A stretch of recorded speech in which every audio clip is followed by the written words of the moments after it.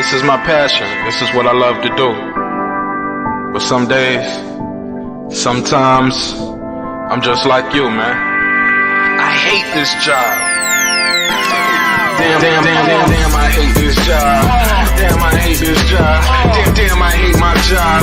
Damn, I hate this job. I'm just like you. Damn, I hate this job. Man, I hate this job. Man, I hate my job. From a good dream I awake, sun rays on my face, planning out my day, hoping this ain't the one that I catch a case. I feel so good, I feel so straight. My manager keep calling me saying, hurry up, you late. Hurry up, you late. Y'all, man, I hate this job. Man, I hate this job. Been trying to play it cool, but it's hard to play it off. I've been hanging on to this bullshit, cause my car still ain't paid off. I know I'm on my way up, my boy just got laid off, so y'all, man, I hate this job. Man, I hate this job. These hoes is so ratchet, these hoes is so sneaky. Y'all don't even really pay enough for y'all to only pay bi-weekly. I'm trying to double up my cash, take this job, shove it up your ass. Yo, man, I hate this job. Sometimes I wanna say, walk in and slap my boss. This shit is getting hard. Damn, I hate this job. Gotta make it out of this struggle, bruh. And I don't really mean to take it out on you. You just a customer, but damn, I hate this job. Damn, I hate my job. Damn, I hate this job. Damn, I hate my job. Damn, I hate this job. Damn, I hate this job. Damn, I hate my job. Damn, I hate this job. We're the reason why your stockholders always stay afloat. Yet I'm asking, are they hiring? Like everywhere I go, schedule will say 9, but I think it's fine if I clock in at 9:04. I work 40 hours a week plus overtime just to be bro. So y'all, man, I hate this job. Hate that I applied. So much has transpired since the day that I was high. Told me I could advance, but you were telling me lies. Gotta give your notice before I quit, but you don't say shit right before I'm fired. Damn, man, I hate this job. Sometimes I wanna say, walk in and slap my boss. This shit is getting hard. Damn, I hate this job. Gotta make it out of this struggle, bruh. And I don't really mean to take it out on you. You just a customer, but damn, I hate this job. Damn, I hate my job. Damn, I hate this job. Damn, I hate my job. Damn, I hate this job. Damn, I hate this job. Damn, I hate my job. Damn, I hate this job. You and your procedures, you and your protocol, you and your policies, none of that shit don't apply to me. You and your quotas, you and your standards, you and your 2 sick days a year. Y'all niggas bananas. Wonder why the postman's posted with hammers, going postal with Popo on camera. His wage got him enraged, stressed out, it's hard to maintain. He flips the middle, grabs his.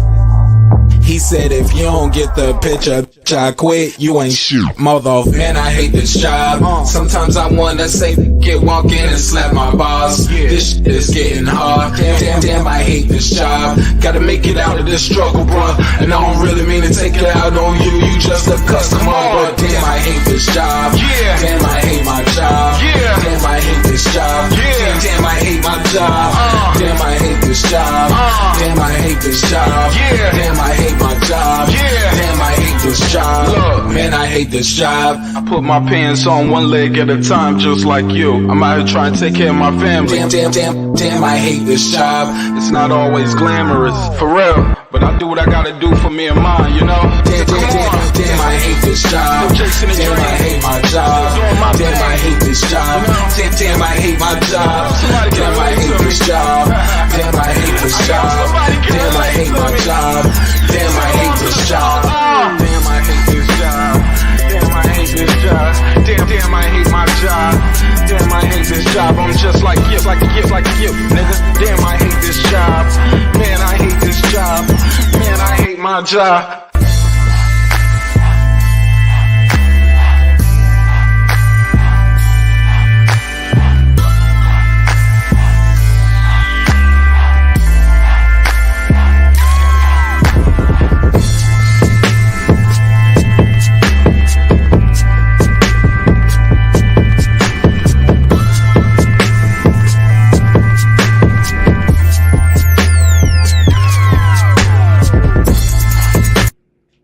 The views and opinions expressed in this program are those of the speakers, commentators, experts, and/or the hosts.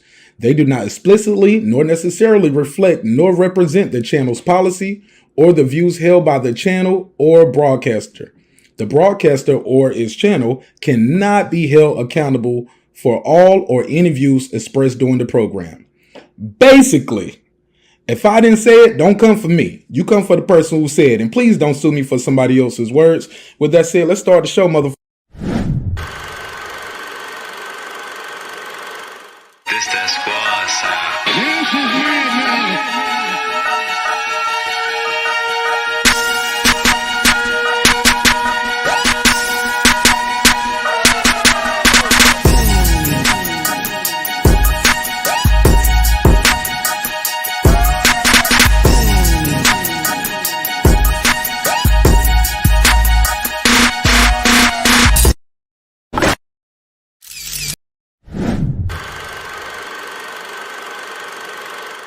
This that squad sound.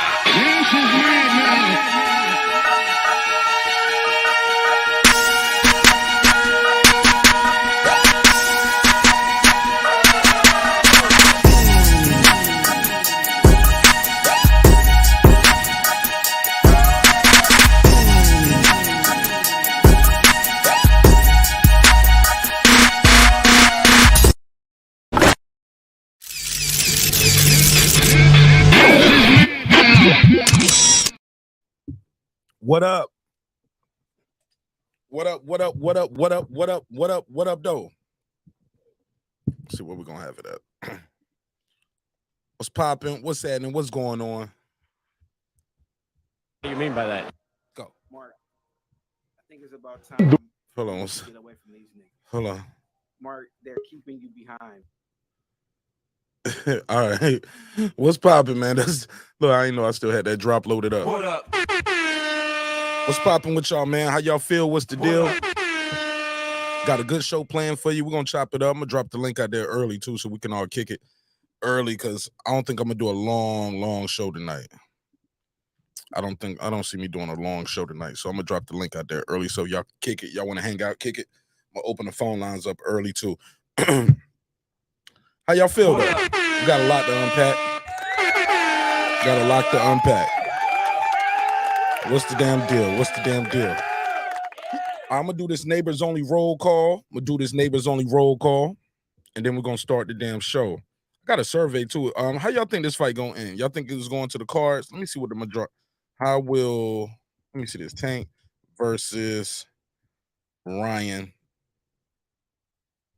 end. That survey in the chat. All right, so I got a survey in the chat. Boom, boom. And we're gonna chop it up. Let me do this neighbors only roll call. Yeah, somebody already clicked draw. See what I'm saying? Some people, that's what I've been hearing all day today. People's like, Mark, you know they're gonna end it in a draw just so they can do it twice. You know what I'm saying? I was like, what? Damn, y'all niggas got the conspiracy theories popping already. Bruh. They just did one press conference, and y'all got the conspiracy theories popping off already. But I love it though. I love it. All right. What up? We do this neighbors only roll call. We're gonna start this show. Yeah, man. I'm super excited about this fight. Also, we got to talk about it. Some word on the streets is Boots was ducking Bud. Do y'all believe that? We're gonna talk about it. Y'all go and click that survey now. I'm gonna take that survey down. I'm gonna put a couple up tonight. I'm gonna put that one up by Boots and Crawford. Also, I'm gonna do a survey poll for the pay-per-views. How many pay-per-views y'all see this fight doing? 200 and under, 2 to 400, 4 to 6, or 6 to 1 million. So gonna put a survey up for that too. I want to know how many pay-per-view buys you guys think it's gonna do. What up? So without further ado, let me do this roll call. Because without the neighbors, the show won't be the show at this level. Tony Boswell, what up, though? What up? Skins Rants. What up? Kansas City Mac. What up? Patricia Shelton. What up? Ace Retro. What up? That guy Eclipse 330. What up? Ben Adams. What up? Miss Queen Sun Kiss returns. What up? Rockman. What up? Juan Davila. What up? Beyond the Ring with Nonito and Rachel Donaire. What up?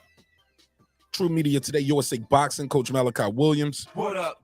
Porto. What up? Stephen Bateman. What up? Food Revolution, What up? C Jones 0224, What up? KP from KC5, What up? TJR, What up? Matt Wade, What up? DJ, What up? Karma Serene, What up? Ill Status Boxing, What up? Tank the Sweet Signs Examiner, What up? Beyond Above Media, What up? Pittsburgh T, What up? SF City Slicker, What up? I Know Boxing, What up? Boxing Lounge, What up? It's Mex, What up? Rod of the Storm, What up? Here to There, What up? Taylor Bell, What up? Maddie Yoel, What up? Cliff Bailey, What up? Con Shawnery, What up? Lisa Bells, What up? Cooking with the Champ, What up? on the mic with Terrence Bailey Sr., What up? HL Deezy, What up? Cooking with Sir Sr., What up? Brandon Washington, What up? Lady Shan Dundum Season, What up? D Bevel the Champ, What and up? of course the big fish himself, my good brother Derek Lincoln. What up, bro? What up, gangsta? All right. How y'all feel, man? Let's talk about it. We got a couple things to talk about. Lisa Bells, what up, sister? All right, let me get my let me get my glasses real quick. Hold up, I gotta read this. Rubski, what you mad about already?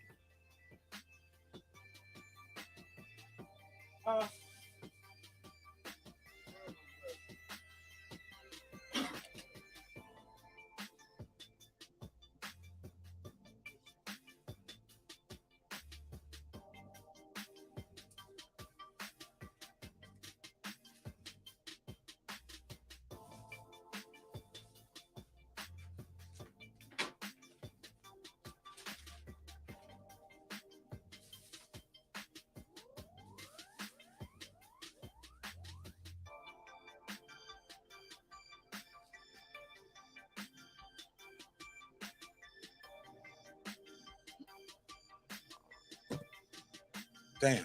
All right. Shit, I left him in the living room. I have to go out there and get him in a second. Damn, I left him in the living room. All right, let me see if I can blow the screen up something. All right, so what is Rubski in here talking about? Rubski's talking about Mark, keep the same energy. What we on? We just got here. Mark Summers, what up? Okay, you said you think it's gonna do 500K? 500K? All right, that's a good number. Let me see. What was Rubski talking about earlier? Okay, here we go. He said Devin Haney ducking Shakur Stevenson. Is he? I thought he got a fight with Loma already lined up. I thought we all knew he was fighting Loma next if he was to win both of those Cambosos fights. So I don't know how he's ducking Shakur. Shakur Stevenson coming for undisputed. Very much so. Very much so. I believe that as well. He said,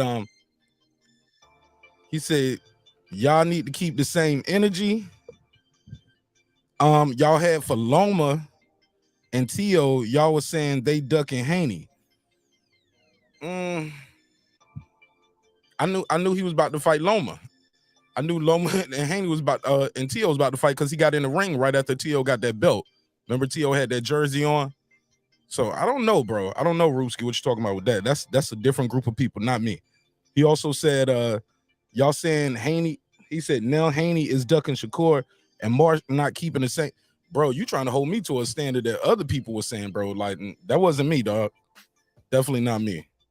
Y'all pick and choose, and I'm not having it. I'm calling you out. All right, well, shit, let me make sure I got the phone line open. You can call in, and the link is out there too, Rubski. Let me see. Let me put the phone number on the screen. Got multiple ways for you to interact with the show. There you go. So you can call in, or you can join the panel and you can voice your opinion. Definitely not me. I already knew those fights was about to happen. Those fights that you're talking about, because those guys was jumping in the ring. They were top ring fights. Devin crossed the street. As soon as he crossed the street, got the fight he wanted. So it is what it is. Definitely think you got me mixed up with somebody else, but it's all love. Looking for LDBC members. What you looking for him to do? He said no fighter has ever put a catch weight and a rehydration clause on at the same time. Really? I didn't know that. I've heard of rehydration clauses. I've heard of catch weights. Yeah. I didn't think that was that. Damn, I didn't know that though. It's never been done in the history of boxing. Damn, I got to put a case on that. Hold up. Let me put a star beside that. I didn't know that.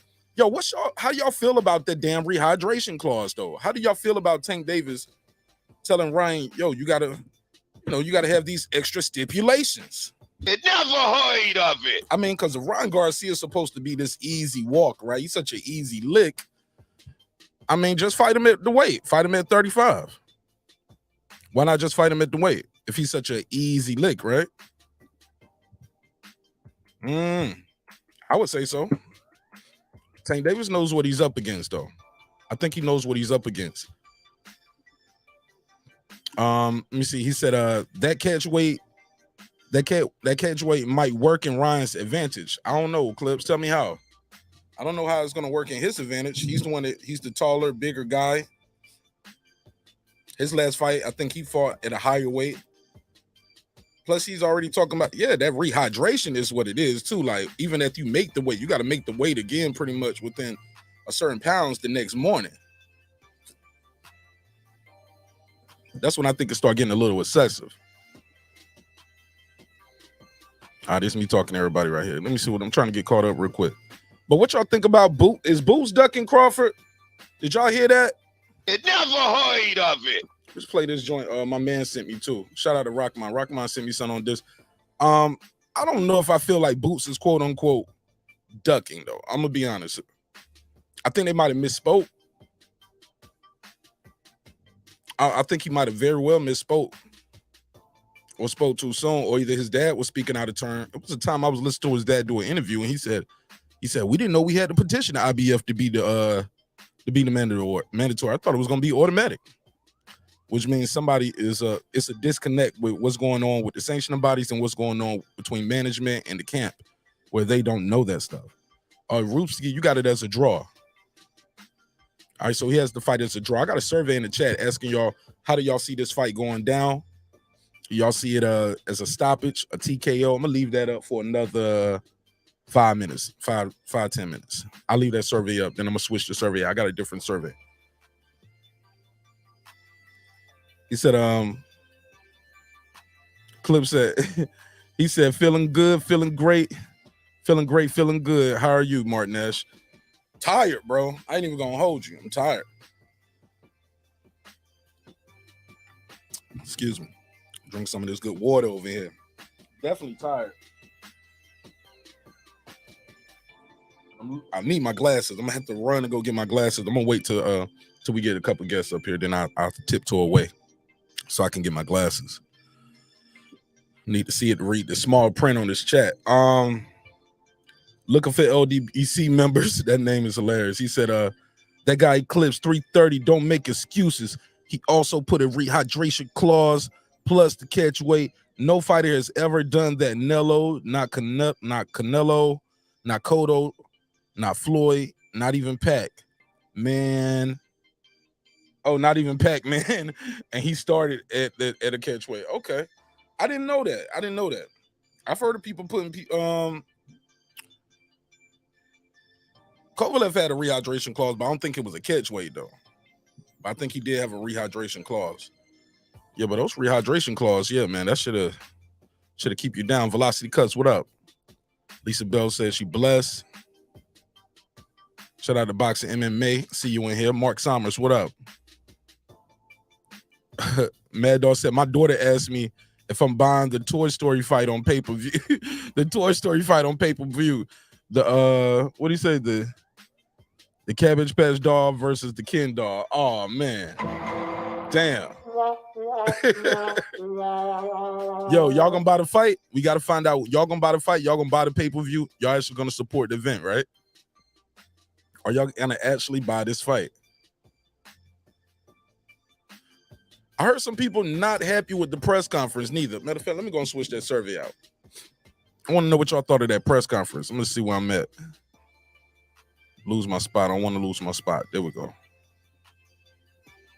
Are you buying the pay-per-view? Just got to know straight up and down. Are you buying the pay-per-view? Are you going to buy the pay-per-view? Because some people are like, man, I'm still not buying this shit. This ain't what I wanted to see. So like, this will just be a quick yes or no. Are you buying the pay-per-view? You buying? Hey, did they even say how much this pay-per-view is going to cost yet? $74.99. Somebody said it's $74.99. Yeah, $74.99. That's about right. That's what it need to be. I ain't trying to hear no $89.99 or no $99. They better not try no UFC John Jones 125. What? It's too much. It's too much. Are you buying the pay-per-view? Yes or no? Let's see what they got right there. Let's see what y'all say to that survey. So, are you buying the pay-per-view? Cool. All right, so we got another survey in the chat. We got a survey in the chat. Want to know, are you buying the pay-per-view? Shout out to Reg. What up, bro? What was that? Boom. Clips, tell me how the catch weight gonna work to Ryan's favor. I gotta hear that. Clips said hit the like button. I couldn't agree more. All right, so let me get back to it. So some people are saying Boots is ducking Crawford. Do y'all believe that? I think this stems from his father. Saying basically we'll fight him. Then it's a clip going out there where he said, hey, he was contacted by the BOK Prime people. Blue said that was him talking. Shout out Blue Blood Sports. He said that was me. Said I was the one who called him. He said I connected him with the people, and that's it, right? Then it's a clip going around of his dad saying, "Man, I was trying to be loyal to Showtime." Now, some people that had a problem with that. They was like, "How you being loyal to Showtime? Are they going to be loyal to you? Something happened to your son tomorrow, God forbid. Is that network going to be loyal to you?" Most of us already know the answer to that. The network is not going to be loyal to the fighter and say, "Well, yeah, man, you was with us, man, so we just going to be loyal to you and pay for your medical for the rest of your, as long as you need it." People are not going to do that. So, somebody said trilogy. You think it's going to be a trilogy? Oh, man, don't say that. Don't say that. That means somebody else going to win, right? That means we got to draw, a win, then they're going to, okay. I mean, we got a draw or upset. Got to if we having a trilogy. So back to what I was saying. So then I just think some people are, the climate that we in, boxing fans are just so quick to call somebody a duck. This guy's a duck. That guy's a duck. It's so taboo nowadays just to call somebody a duck.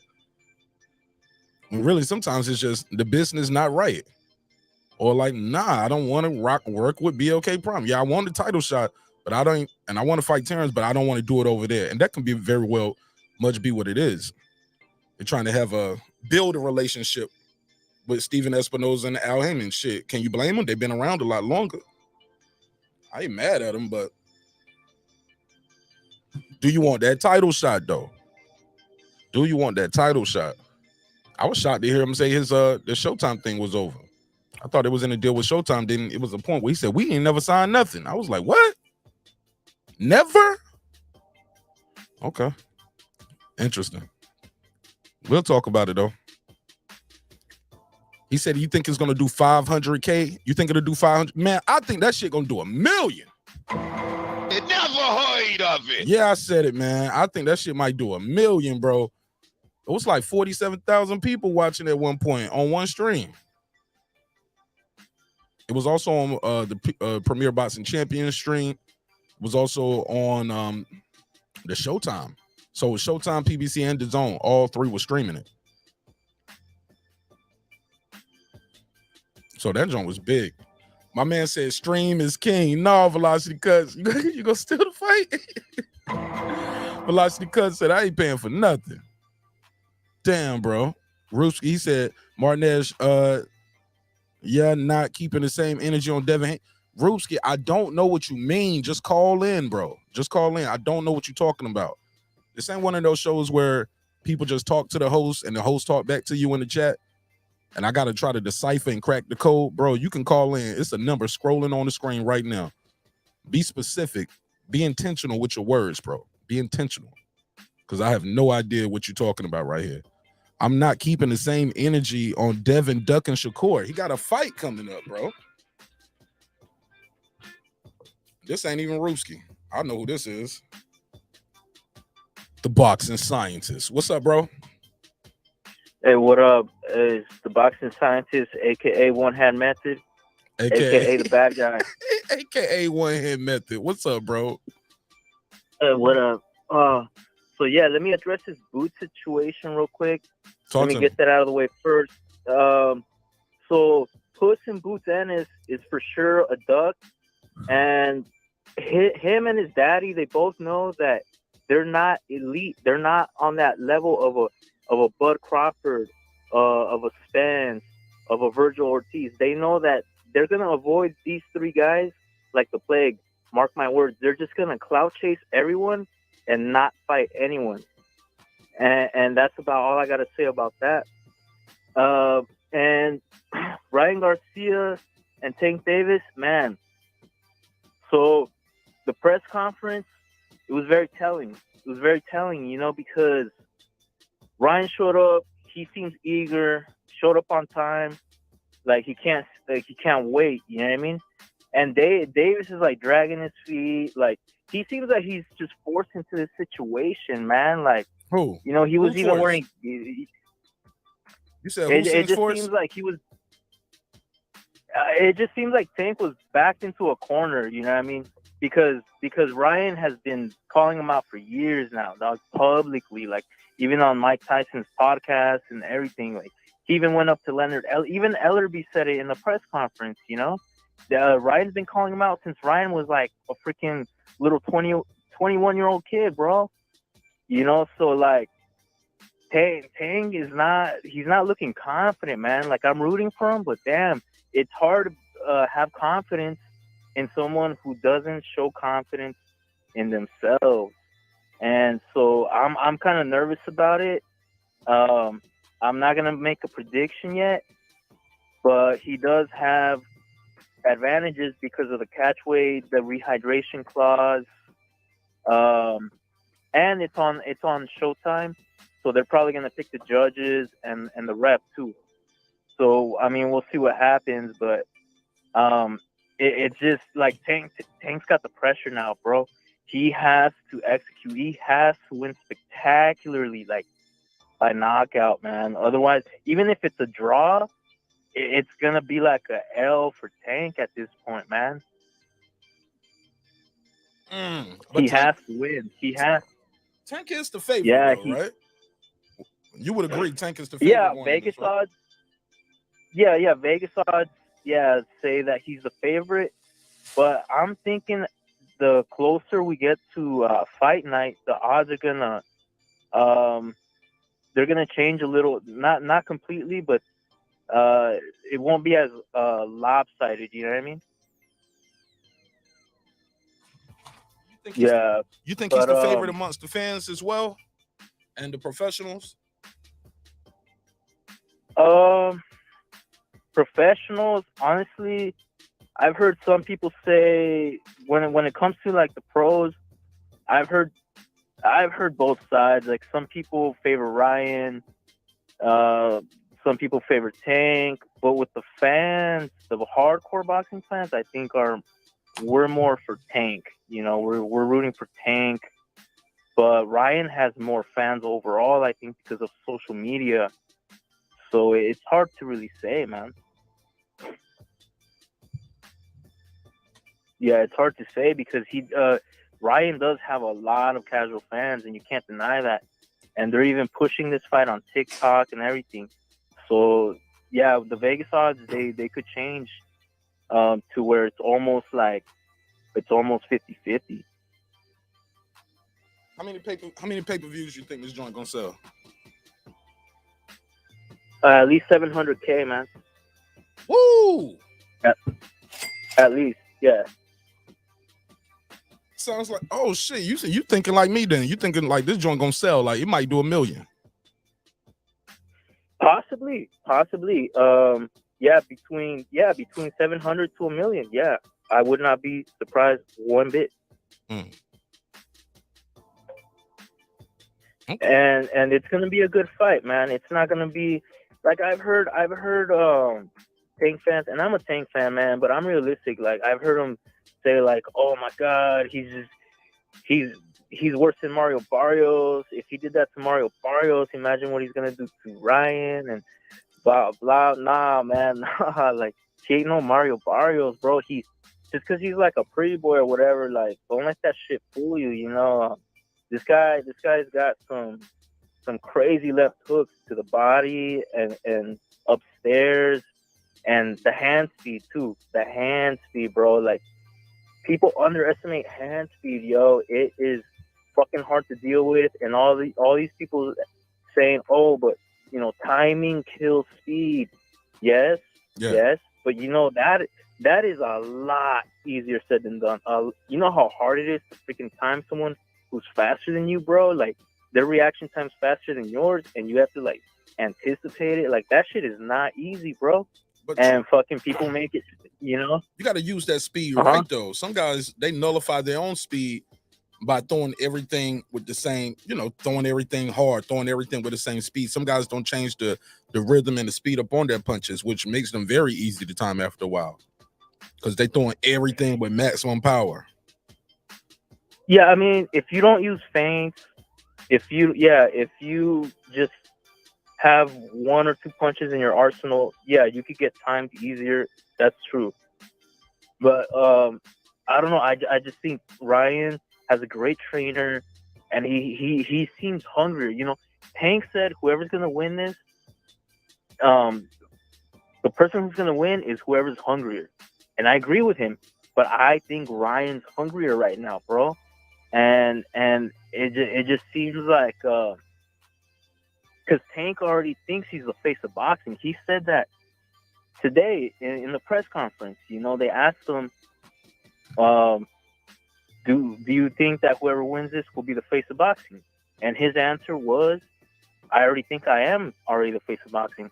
Like, he's being complacent. He thinks he's already there when he's not, you know? He has to work. He has to show me that he's hungry, bro, or I'm not going to put money on him, bro. I'm not confident. I'm not confident in putting money on Tank right now for all those reasons. Some would call that being confident. When he says, I'm already the face of boxing, some would call that confidence.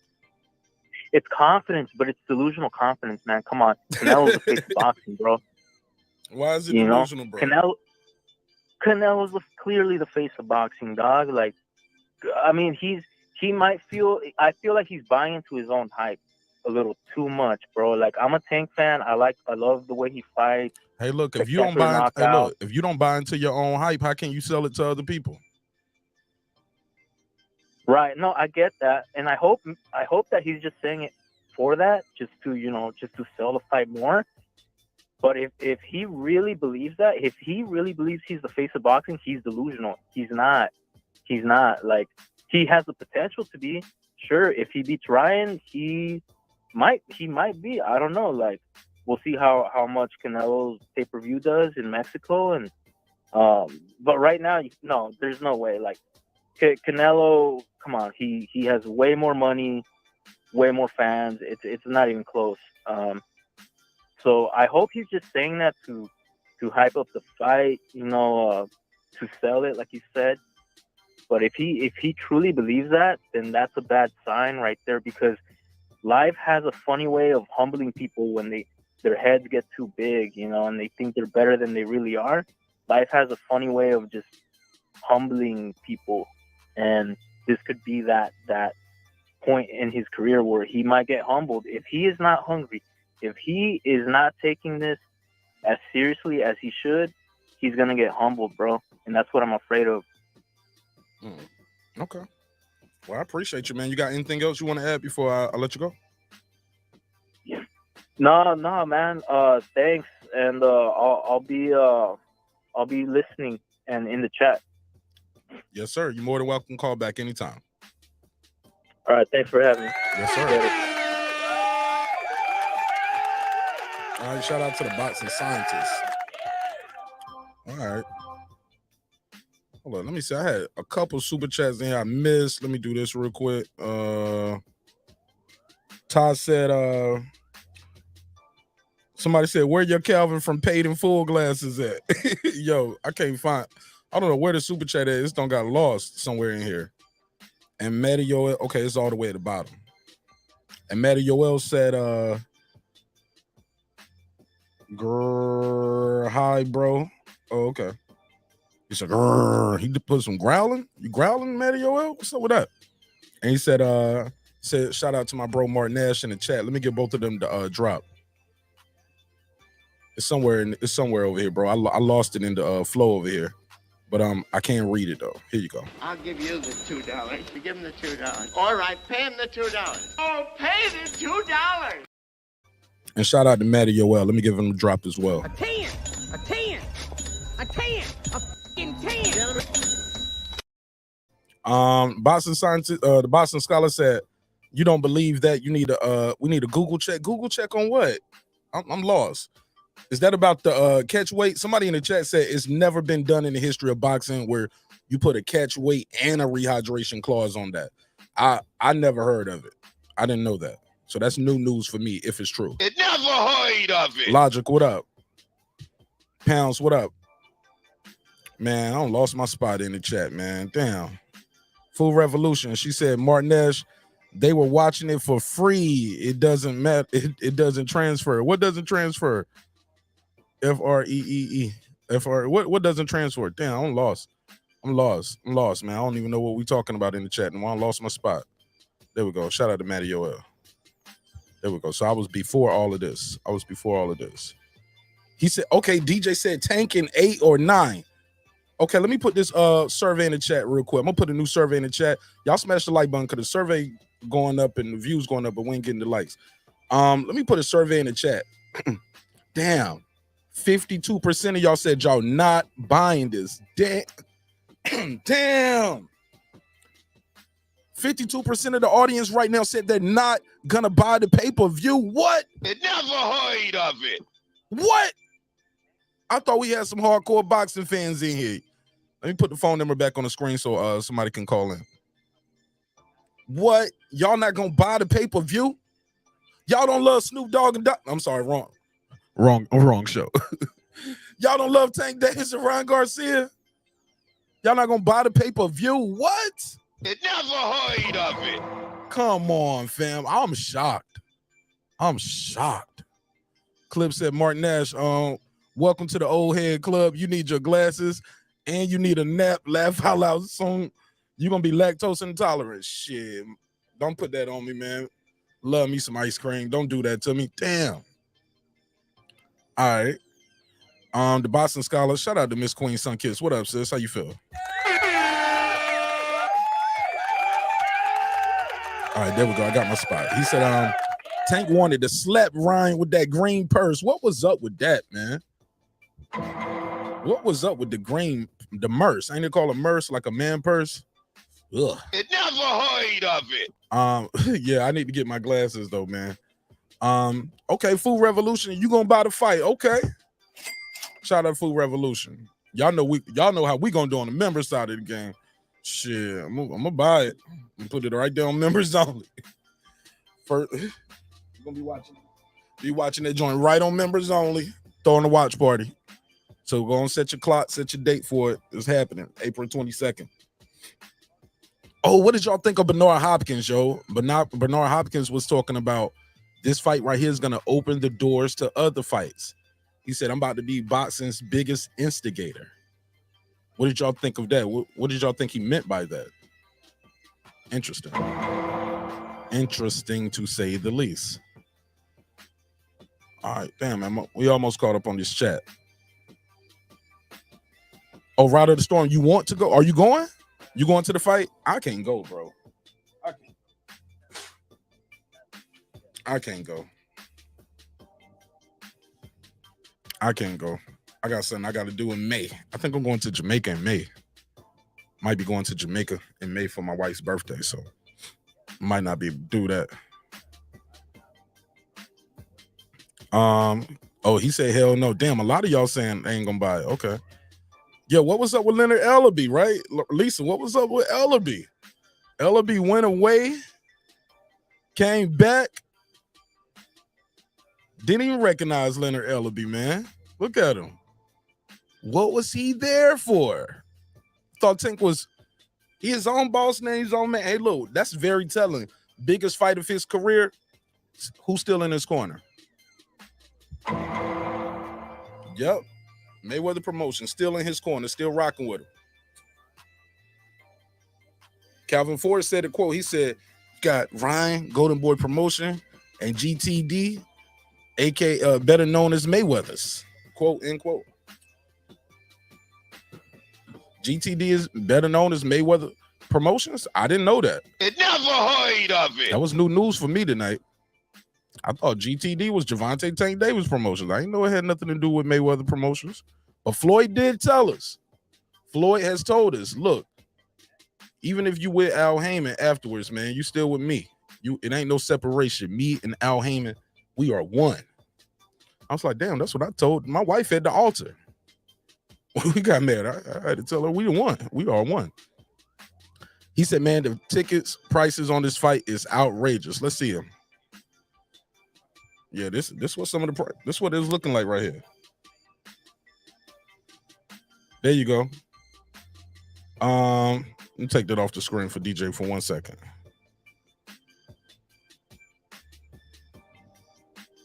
Lower level. The lower level is 3,000 to 5,000. The mid level right there is 405 to 2,000 to 2,500. And if you want to get up there in the nosebleeds, 205 to 305. So the nosebleeds are going to be about $200 or $300. You think? Yeah, that joint's selling. And I think that shit going to sell out too. They're going to sell that shit out for $200 and $300 tickets. I guarantee it. Might be sold out. Shit might be sold out in less than a week. I was talking to Puto earlier today. Puto was telling me, Mark, this shit probably going to sell out on the pre-sales. What's $49.99? What's $49, Ty? You think that's how much the pay-per-view gonna cost? Shit. Better raise that. The Boston Scholar said he's streaming it. Clip said should have given us a third option to select chipping in on the watch party. For sure. You already know the vibes. You already know. What up? You already know how we gonna do. Let me see what they're talking about. Uncle Phil, Pounds, what up?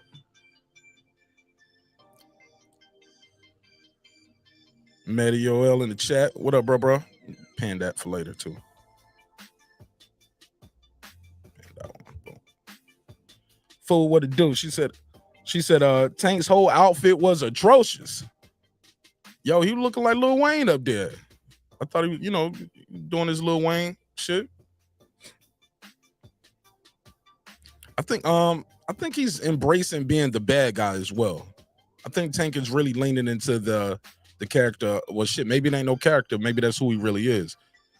I know some people said they didn't like the press conference today. They was like, man, it was lackluster.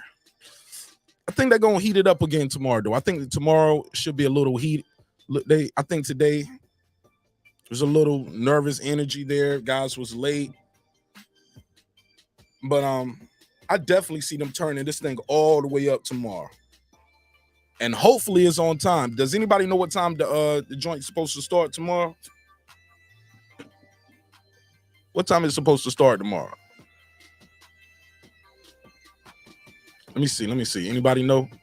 Anybody know what time that press conference started tomorrow? Damn, I'm way behind on the chats. Damn, I got to get caught up. I'm going to skip over some of the shout outs, yo. And I'll just read those. And the link and the phone number is out there if y'all want to chop it up with me. Like I said, I don't think I'm going to be here a real long time tonight because, shit, man, we got to do this whole thing again tomorrow.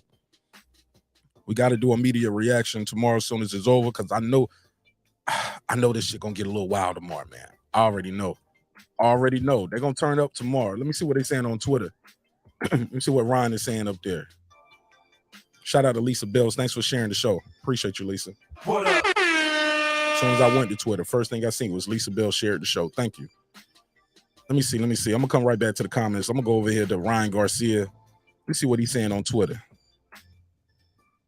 They be talking a lot on Twitter.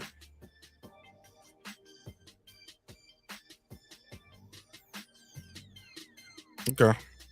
Anything?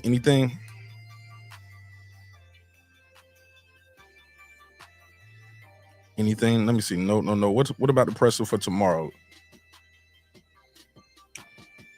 No, I don't see the time. Anybody know the time for tomorrow? Has anybody put that out? Let me see. Let me go over here to Showtime. Nope. Nah, so I don't see anything for us the times for tomorrow. Hopefully it's 12:30 for me tomorrow, but I doubt it because that'd be too early for the West Coast. So they probably do that shit like 2:30 on our time on the East Coast. Somebody said, why Leonard Ellaby look like Uncle Phil? Rest in peace, James Avery.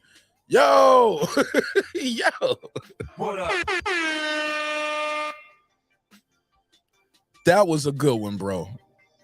Eric, you nailed that one, bro. He does kind of look like James Avery right here. Definitely. Y'all funny as hell. Pounds, shout out to Pounds. Pounds said, how can you be loyal to a network that you're not even signed to? Small hats. You never heard of I it. think that comes with people with hope, right? But I guess too, you want to be. You have fought on Showtime. You're not signed to him, but he has fought over there several times, right? Fought Delorme over there, fought Karen over there, fought Clayton over there. So he's been fighting over there. Definitely been fighting on him. Boston Scholar said fighters will hide behind the business of boxing to age out fighters like Ray did Hagler. Damn. I thought Ray had got injured though. Then I thought when he came back to fight Hagler, that was that. Then he already had the eye injury, like the first one. I thought Ray had stepped away from the game for a while. So you think Ray was aging out Hagler? Shit, Ray was a little guy coming up too.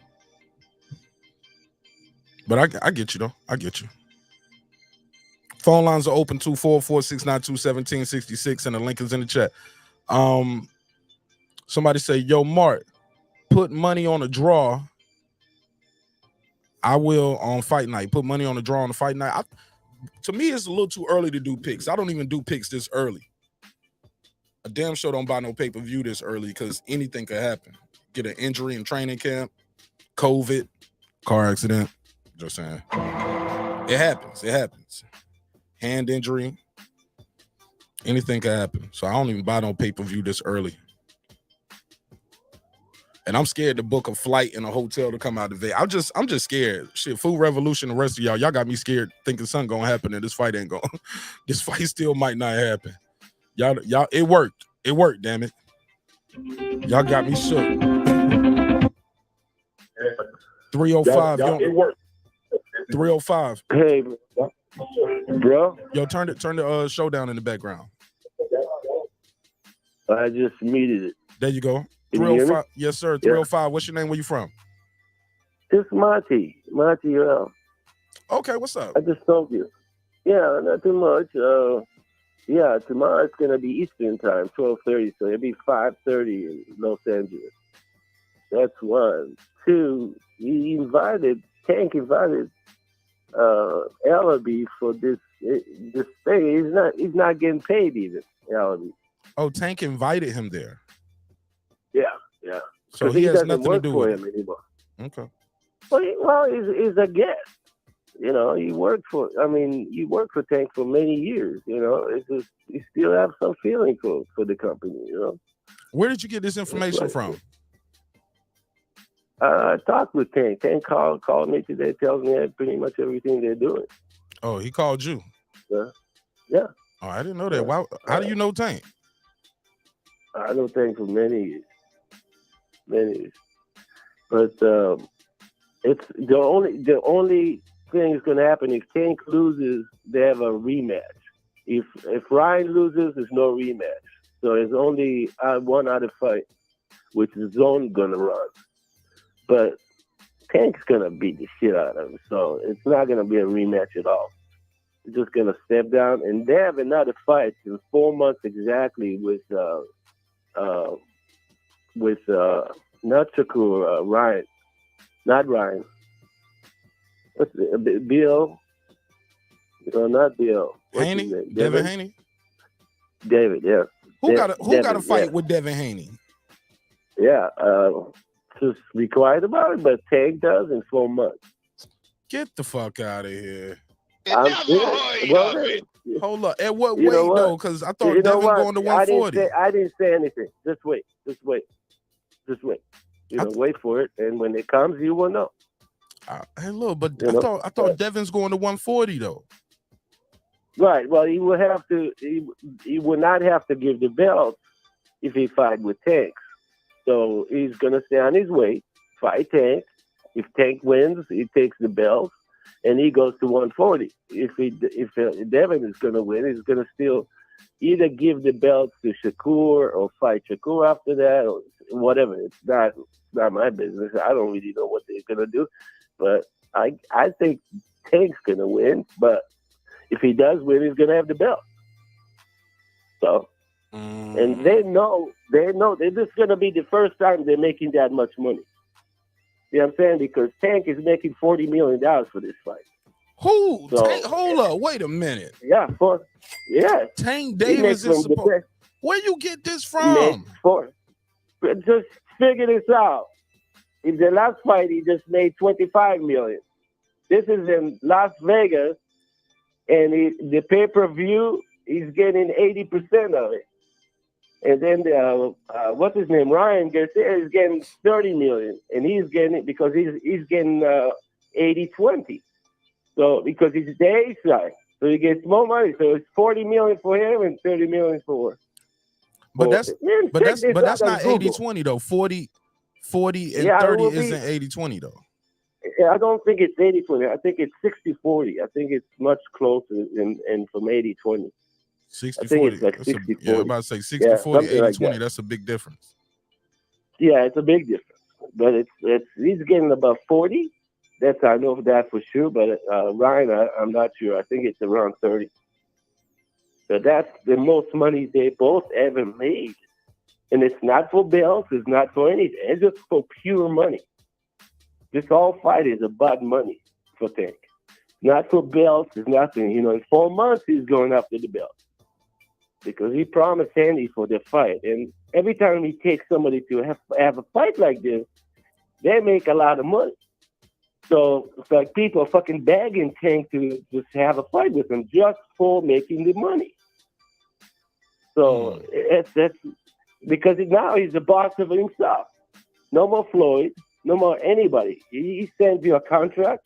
Either you sign it or you don't. If you don't sign it, boom, next guy. If you do sign it, you got Showtime, you got the zone, you connect them together, whatever you want to do. He's the A side. But, Maddie, yes. Yes. 40 million? Yes. Tank is getting 40 million for this fight, bro. Yeah. Never heard of it. Even the minimum pay-per-view is going to make, let's say it's going to be $500,000. Let's say it's not going to be $1 million. It's going to be 500,000. 500,000, time, let's say $100. That's almost, was it 500 million or something like that? Okay, just break it down, and you see how much you come up with.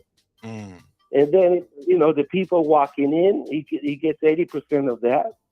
And then shirts and stuff like that, tickets, all that shit. Yeah, 40 million is nothing really because Floyd made 200 million from, shit like that. So, he's a face. He's going to be a face of boxing eventually in like a few years. Canelo is like rich like that. He won like, he made like 80 million from one fight. So, those people start making money and that's it. You can't stop it. Wow. But why are you so surprised? Because that's what Errol and Crawford were supposed to make. 25 million each. So do they have a guarantee for this fight that you know of? Or is it just a straight up purse split? The guarantee is when they walk into the ring. When everybody sit down in the chairs and the pay-per-view is all paid, that's pretty much when you break it down because you got the zone and you got Showtime. They get their percentage too. But the leftovers is what the numbers I'm giving you. You know, because think about it. Just put 500,000 or $1 million a pay-per-view time. You know, just if you have a calculator next to you, a calendar next to you, just take $1 million time $80. I mean, it's an enormous amount of money, bro. It's not funny. 40 million is nothing because the rest Showtime gets and they don't. You know, it's a lot of money. And then the people that actually walks in with tickets, buying those tickets, it's 20,000 people in that arena. So the rest of the world, they're gonna buy pay-per-view. And the Showtime, the pay-per-view, they sending it. They have something in that pay-per-view where people cannot actually steal it. It will stop the thing for a few minutes, and it will not work till you actually take that out. Because they build it that way. This year, the beginning of this year in January, they changed those things they put on TV when you want to steal, like, you know, you want to steal the pay-per-view. You can't do that anymore. So let the people think they can do it because they're not going to see the show. Oh, word. So hold on. So the people who normally would steal the fight, you said Showtime did something. What did they do so you can't steal the fight now? It's Amazon did that. Amazon did that. So you will pretty much have to, all the old ones, when you put it into the TV or wherever you plug it into, it records whatever you showing. So that you have to go to Amazon or wherever you go buy it from. It has a little computer inside where it will stop when you try to share your screen, when you try to share it. It just stops. I don't know. I don't work in Amazon, but the new ones, you cannot actually steal the pay-per-view anymore. Did you hear how much some people? I'm sorry. Go ahead. It might be some people be able to get away with it, but it's just, you know, they have it to the point where if you play it, it recognizes it and it stops the stream to go through. So you have to turn it off. You have to unplug it just to be able to see it. And then 2 minutes later, it starts over. You plug it again, boom, it shuts it off again. Oh, so you're going to fuck around and miss the fight trying to share it. Right, exactly. That's how they do it. Because I actually tried it a couple times, and when I got the new one, I tried it, and it's giving me a hard time. I cannot even use it. But the people just don't trust that, and they think they're gonna see the fight like that. Just let them find out on their own. You know what I mean? How many pay-per-view buys you think it's gonna do? Just one. What do you mean? No, how many sales? No, I'm saying. Altogether. Well, they were saying 1 million too, and as much as ever was done is 2 million.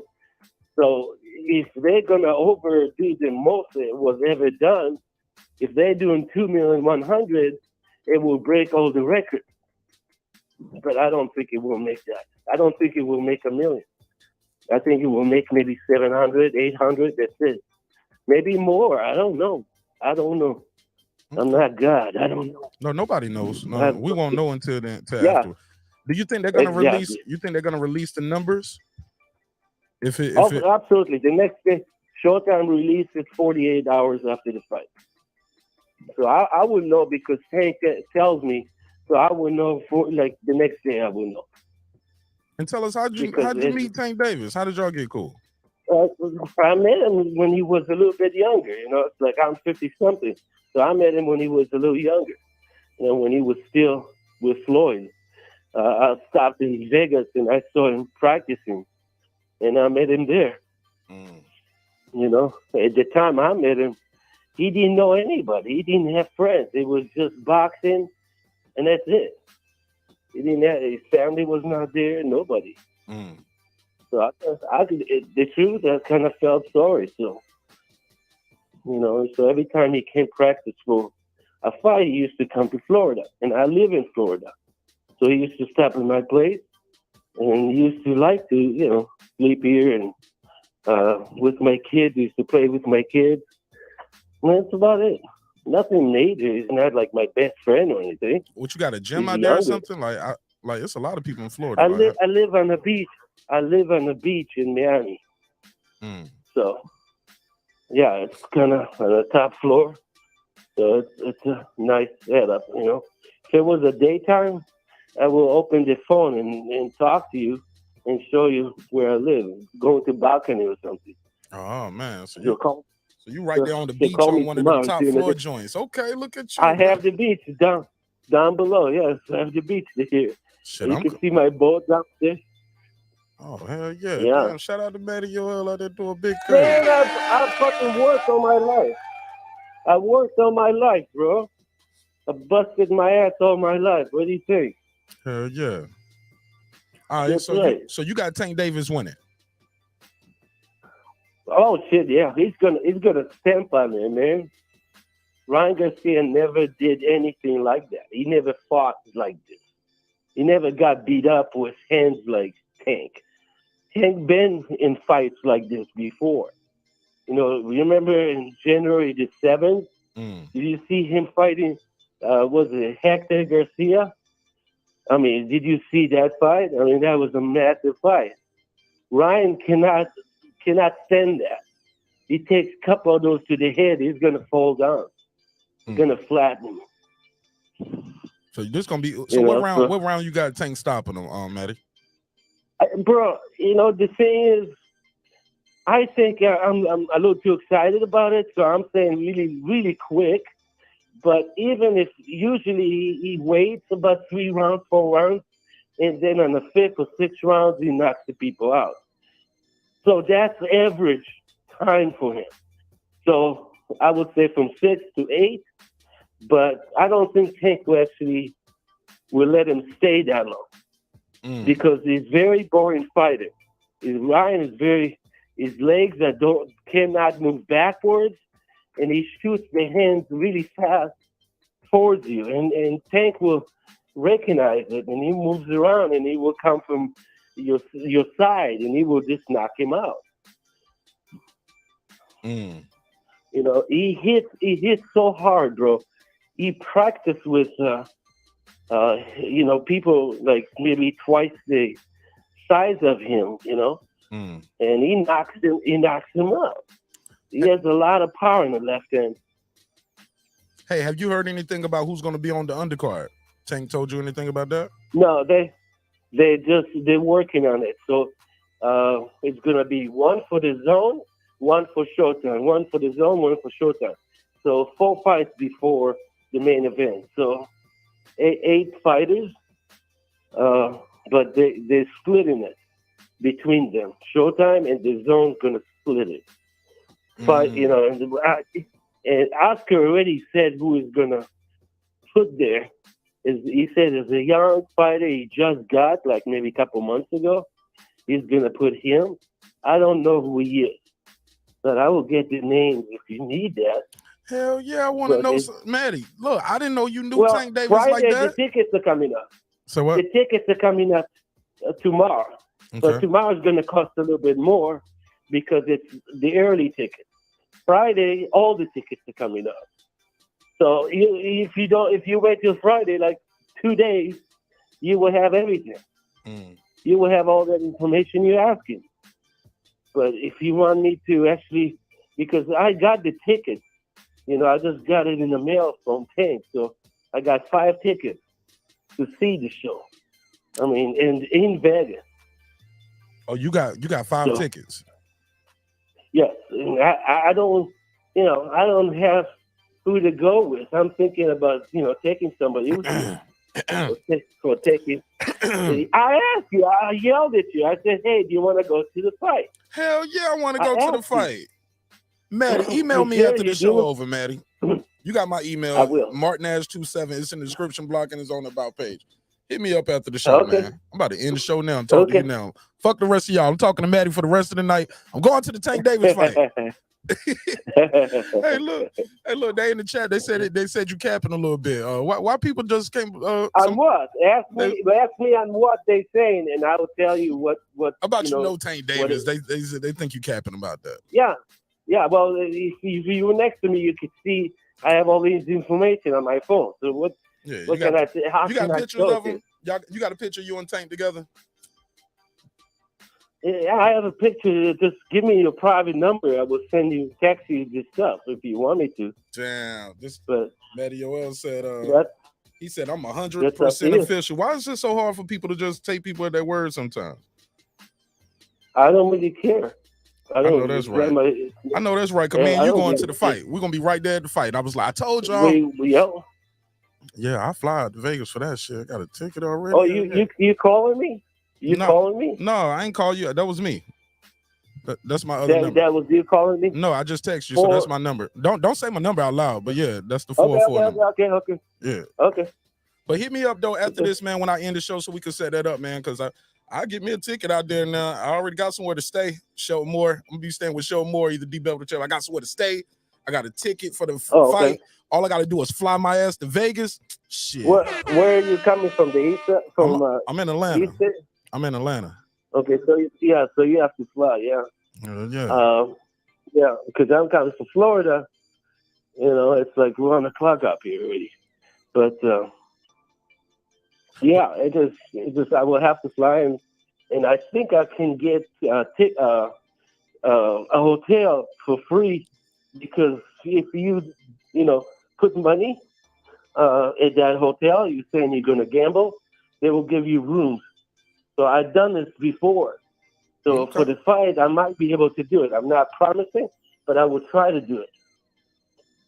And probably gamble maybe $2,000 and just get a room for that night. Go ahead, with Maddie. Well, that's what's up. Well, shit, hit me up after the show. If not, hit me up tomorrow. I'll hit you up.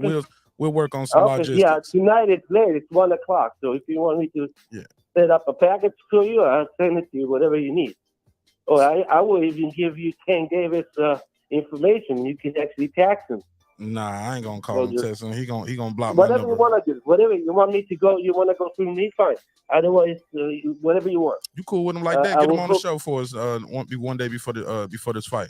He doesn't do that, bro. He doesn't. He has one show. Where he is what is it called? We ain't got to promote him. We ain't got to promote him. It's all good. Okay. But he doesn't even go there. He has people that actually work there, but he doesn't even go there. Because people come with cameras and they take, like they will take a picture of you, a video of you, and if he's there, they will take pictures of him.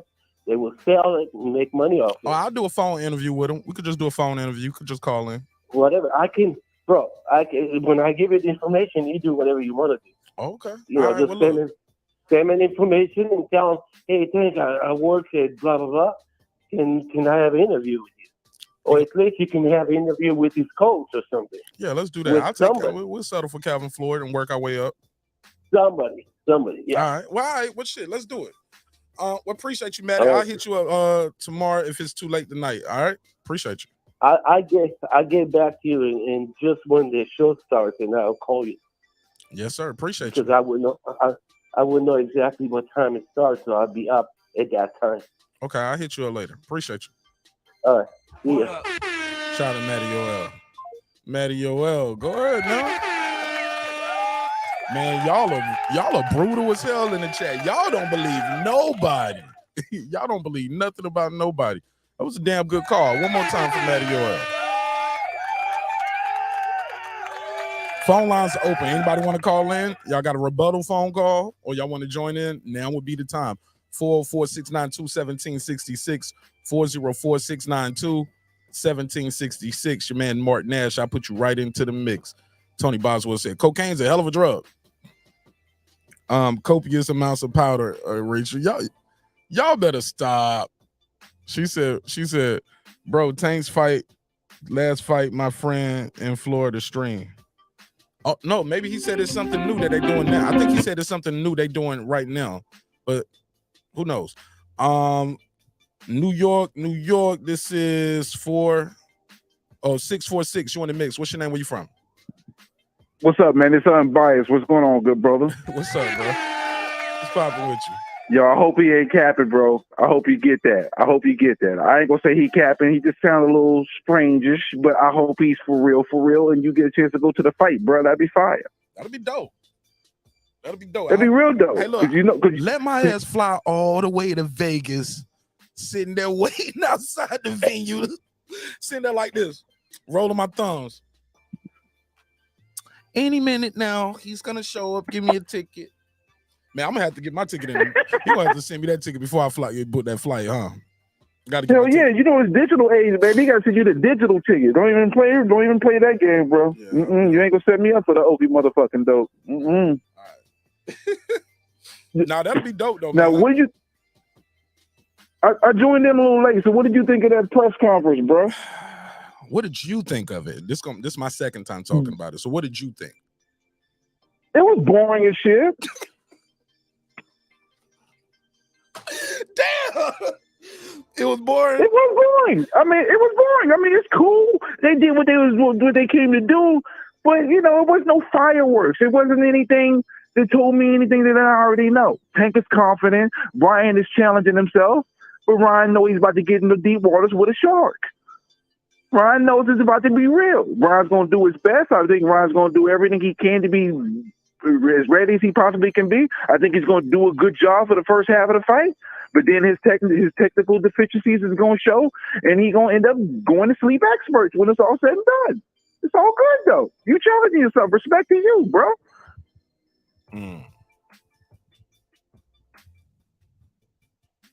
I'm telling you, Tank is an A- fighter, bro. He just been fighting. He hasn't shown all his wrinkles in his game. The only person I think that can beat him is Shakir Stevenson. Right now, Devin Haney still can't beat him, but by the time he fights Devin Haney will probably have gotten all the bad tendencies he has out the way, and then at that point, Devin Haney might be able to beat him. He should have fought Devin Haney a year or two ago when he could have he could have beat him there, because Devin Haney is only going to get better and grow into his grown man body, especially when he gets to 140. I think he's actually going to increase in power as he gets bigger. This is my thoughts. What do you think of Maddie said Tank is gonna, he said, look, when he beats Ryan, look up in 4 months he's gonna be fighting Devin Haney. What's your take on that? Fucking bring it on. As a fight fan, hell, fuck yeah, do it, bro. Do you believe that though? Do you Please believe do. that news? 4 months. He said, "Look, I ain't say nothing. Look up. 4 months. He's gonna be fighting. He's gonna be fighting Haney." I was like, "Well, damn, at what weight?" Because Haney said he going up. He said he tired of being at 135. But I heard that Haney said he's gonna stay at 135 for the remainder of this year, though. Before going up, there was something that came out that said he was going to do that. Don't know if that's factual. I didn't see it come out of his mouth saying that, but I saw a report that said he was going to stay at 135 for this year.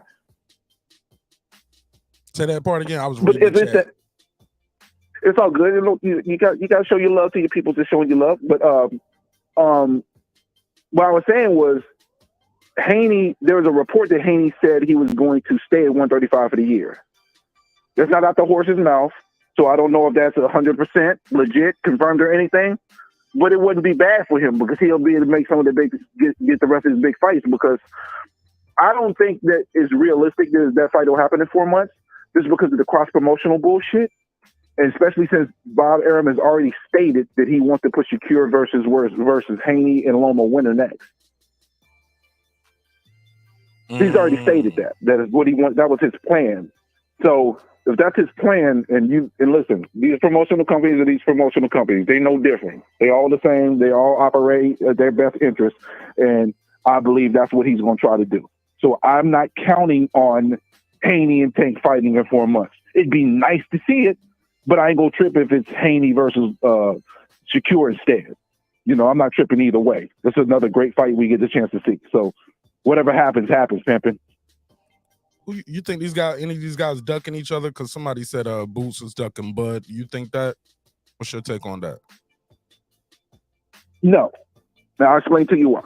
I don't think Boots is ducking Bud, but he's going, okay, based on the terms that people nowadays consider ducking, you can say it's a duck. But for me, start understanding the business of boxing much more and more and more over time, he's going the route to be able to get the easiest route to get himself a title and to boost his profile so he can be able to get the biggest money possible to go into a fight like that. Because if he's going to fight Bud right now, he's not going to get the money he gets if he ends up getting the IBF title and Spence drops it going into the fight. Yeah, it's a bigger bargaining chip. Yeah, BLK Brom reached out to him. Yes, there was some communications that Stephen Espinosa and BLK Prom talked. They didn't make no arrangements, didn't make an agreement. Nothing was said. So it is what it is, how I look at it. I'm not saying Boots ducked him, but Boots didn't challenge him. That's what my issue is. Because the thing is, Bozy and it's 4 interviews talking about Bud Crawford. Then you got Boots saying, I want to fight Crawford. If they didn't have these interviews and talking about Bud so much, then it wouldn't be as big as an issue that it is now, because you talked about having Bud, but then the opportunity came, and then y'all didn't work no arrangements to make anything, happen. So that's why people are going to consider it a duck. I don't think it's a duck, because I just think the business wasn't working out, because I don't see how they can work with Showtime and BLK when BLK is a platform that has no recognition until Terence Crawford fought on it. And Showtime is going to want the fucking rights to it. So how's that going to work? Just being realistic here. How's that going to work? Unless Showtime is just going to come up to the table and say, hey, we're going to offer you Boots to fight you, Bud. But we know that's not happening. The only way that Showtime is going to do business with Bud coming out the gate is an Errol Spence fight. No one else is going to be able to get the fight. He's not going to be able to get a Charlo fight. He's not going to be getting any other fight until he's able to get into the ring with Spence if it's dealing with PBC and Showtime. For him to get anybody else, that fight has to happen first. Just based on the history of how PBC is doing business, that's going to have to happen first before anything else happens. You see, Errol Spence he basically said, Charlo ain't fighting him first. He ain't getting him. He got to see me first, right? He was like, he can't fight me. He ain't gonna fight me, shit. How you gonna get to fight me? Exactly. So, and the thing is, PBC's history shows us that's how it's gonna be. So, I only can go by what you showed me. There's no way that I don't see it would be inviolable based on the climate of boxing business that Boots and Terence Crawford was going to be able to get in the fight. Made. Period. Possible though, bro. Huh? It's possible. Like if he would have went, if he would have did the paperwork with the WBO, he could have got that done. Correct? Oh, that's where why people have a legitimate gripe with Boots saying that, hey, you ducking Bud, because you could have easily been the number one. Yeah, he could have easily been fighting for a title right now, not waiting to see if you're gonna get a vacant belt next. You know what I'm saying? Or waiting to see who's gonna fight and then waiting 120 days after that. But let's be real, Mr. Nash. Let's be real here. We got to be honest here. Boots needs to be he has to fight a step up in competition before he steps in the ring with Bud. His handler Cameron Duncan is not going to put him in front of Bud until he is in front of a Crowley or in front of a Stanley Onis or in front of a Ortiz or a Butiev. He has to get in front of one of these fighters first before he can even step into the ring with Terence Crawford. He's not ready for that fight. To be honest, he's not ready for that fight yet. He hasn't had the competition step up to be able to handle that. I don't think at this point. He needs to have a fight or two that is upper level fight, and then he'll fight Bud. And I know that's probably what his handlers are looking at.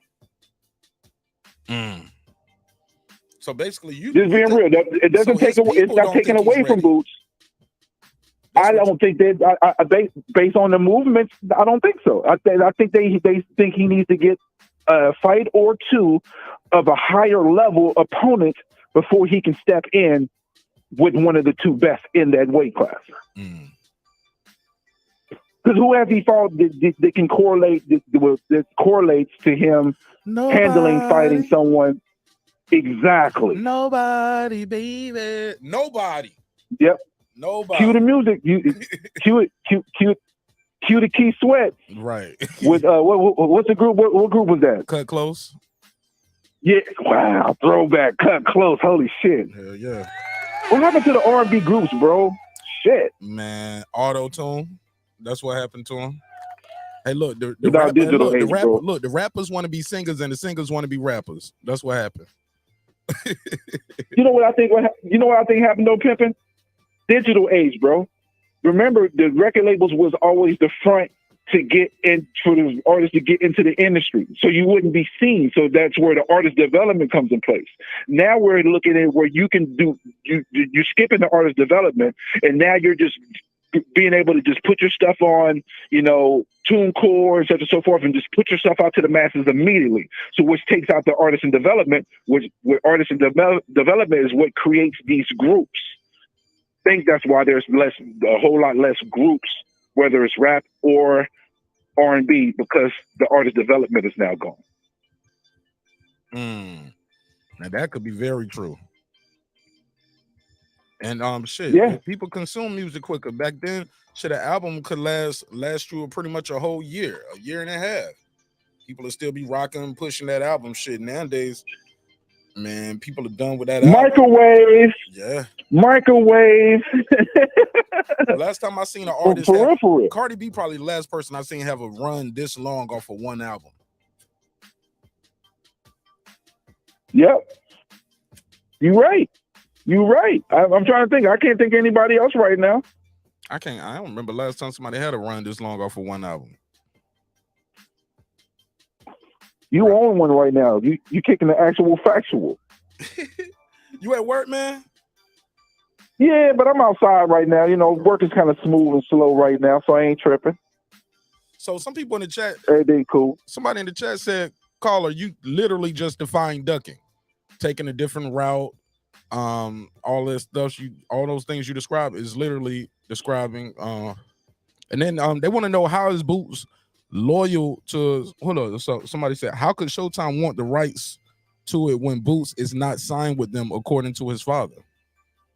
Okay, so I'm glad they brought that up, because that was a topic that I discussed as well. So when we look at this, we can say Bozy could be capping about that, because Bozy's his trainer. He's not his manager. His manager is Cameron Duncan. So yeah, Bozy didn't sign shit. And there's been reports that he is signed with Showtime. So which one is it? And that's why there's going to be backlash, and the backlash is deserved to some degree because of what his own father said. And everybody has a right to make these claims and make these and say the things that they're saying because of these things that are being brought out to light. Because which one is it? Are you not signed to Showtime, or are you actually signed to Showtime? That's why it's legitimate that people are saying what they're saying. I believe that he is signed to Showtime. But again, if Bozy didn't open his mouth to say some other shit, we wouldn't be here talking about what we're talking about now. But I can't knock them for saying that, hey, he's ducking. But I'm just looking at the business of boxing, looking at the terms of it in regards to what BLK Prime is, where they're at in the game, and the nature of a fight being made of that magnitude and how it works. There's no way BLK Prime could be able to probably make that fight happen without Showtime taking the majority of what would be the rights, which is going to be the profit margin. So why the fuck would BLK Prime put up money for that if they can't even have any of the network rights? That's why there was a word that Steven Espinosa met with BLK for an hour. They sat down and talked. And they probably didn't come to any type of agreement, because I don't see how it's possible unless Boost completely just said, I'm just going to fight on BLK Prime. And then if you turn it the other way around, I don't believe Showtime was going to do a deal with Terence Crawford, because they're hand in hand with PBC. And the first fight that they're going to do, if it's going to be a Bud Crawford fight, it's got to be Errol Spence. That loyalty for them is real. Okay, do you think they are still? We heard some talks last week. I didn't do a video on it. I figured it was enough people covering it. About Mike Coppinger said, "Hey, look, these guys are talking one-on-one, they came up with a split. Crawford and Spence talk one-on-one, which is crazy because that's what Bud had said when he did the IG video. He said, I wanted to get with Spence and Al and my lawyer, and like me and my lawyer go sit down with Spence and Al and let's get this thing done. And he was like, that man told me ain't no fights ever happened in the history of the sport that way. So basically, no. But now they doing that. That's right. So do you believe those reports? And they said they agreed, and they said Crawford sent over a memorandum basically saying, hey, look, we agreed to this already, right? Just want to make sure we have a memorandum of, I guess they called it a memorandum of understanding, or it was like, nigga, that sounds like a term sheet to me. You know what I'm saying? A memorandum of confirmation of terms. Confirmation of terms, yeah. Sounds like a term sheet, right? It's very possible. It's possible, but me being a smart boxing fan and not getting my hopes up on some bullshit that we've been drugged through the mud with, my mentality is 2 words. We'll see. Oh, we'll see. What's your opinion, though? I'm sorry. Yes. You believe it? Okay. I believe it, but I'm not banking on this shit. Because that was my issue with Spence in regards to this whole situation. Like how Tank and Ryan Garcia leaned on their promotional companies and said, this is the fight that has to be made. Not only saying this is the fight to be made and then bringing it to the table, but even when the difficulties and situations came about, it was no matter what, this fight has to be made. And that's what I feel like Spence did not do with his promotional company. And that's why I take issue with people to be screaming, Bud, the duck, Bud, scared, Bud, this. And I'm thinking, get the fuck out of here. Bud has never even carried himself in the manner of being a duck type of guy, right? Not to me. Based on me either. And based on the information that we have, Bud has thoughts in this. Don't get me wrong. But to say it's all on Bud when Bud had to make the majority of the sacrifices, which you're supposed to as a B-side, but the way they presented the agreement that how it was going to be set, making him a partner is where the issues really kind of came about. Because when you do something like that, it's a different type of scenario. You're not treating him just like a fighter, giving him a standard fighter arrangement. You're treating him like a promotional company. And when you do that, the situation and circumstances and the terms change, where you actually have to have a certain amount of transparency on what is being spent, what's being put out there. And we have history to show us that. But a lot of people who want to have their confirmation biases confirmed will ignore them. With Roy Jones and Calzaghe, they did the same thing. Nothing guaranteed, but when it came down to what was being spent to set the fight up, both fighters were 100% aware of what was being spent at the moment it was being spent and how it was being spent, and they approved it, and then they moved forward and did the fight. And both fighters made over $4 or $5 million for that fight because they did that in a form and fashion in that way it was set up. And that's where the issues came, because they didn't give Terence Crawford that they didn't give that to him from August the 24th till the last week of September, going into October. Hence why Floyd Mayweather said the fight ain't happening now. It's happening later, because he knew that was the case. Because when they sent that last term sheet over to Terence Crawford, it was 2023. Because by the time they got to the point where they gave Terence what they were supposed to give him from the jump based on those terms, we are already dealing with a fight that's going to be the next year. And then the man told you, I need the fight for 2022. I don't get it. Go ahead. Go ahead, my brother. I'm sorry. I was gonna ask, like, remember that thing came out that's saying, hey, they had this venue scheduled for June of next year. Is that when the fight was gonna be? June of next year? I don't know. You talking about the whole thing that came out with Charter Cable that was on the schedule? Yeah, and Steven said, hey, look, somebody possibly booked this date and held it, but he said that could have been in the distant past or something like that. Basically, the only like reason this why was I done a long time ago. The reason why I question it to be in the distant past, because when you're making a date in June for the next year, and you are already, when you were dealing with your negotiations previously, which was going to be for November, that is obviously something that was done in the beginning of this calendar year at the earliest.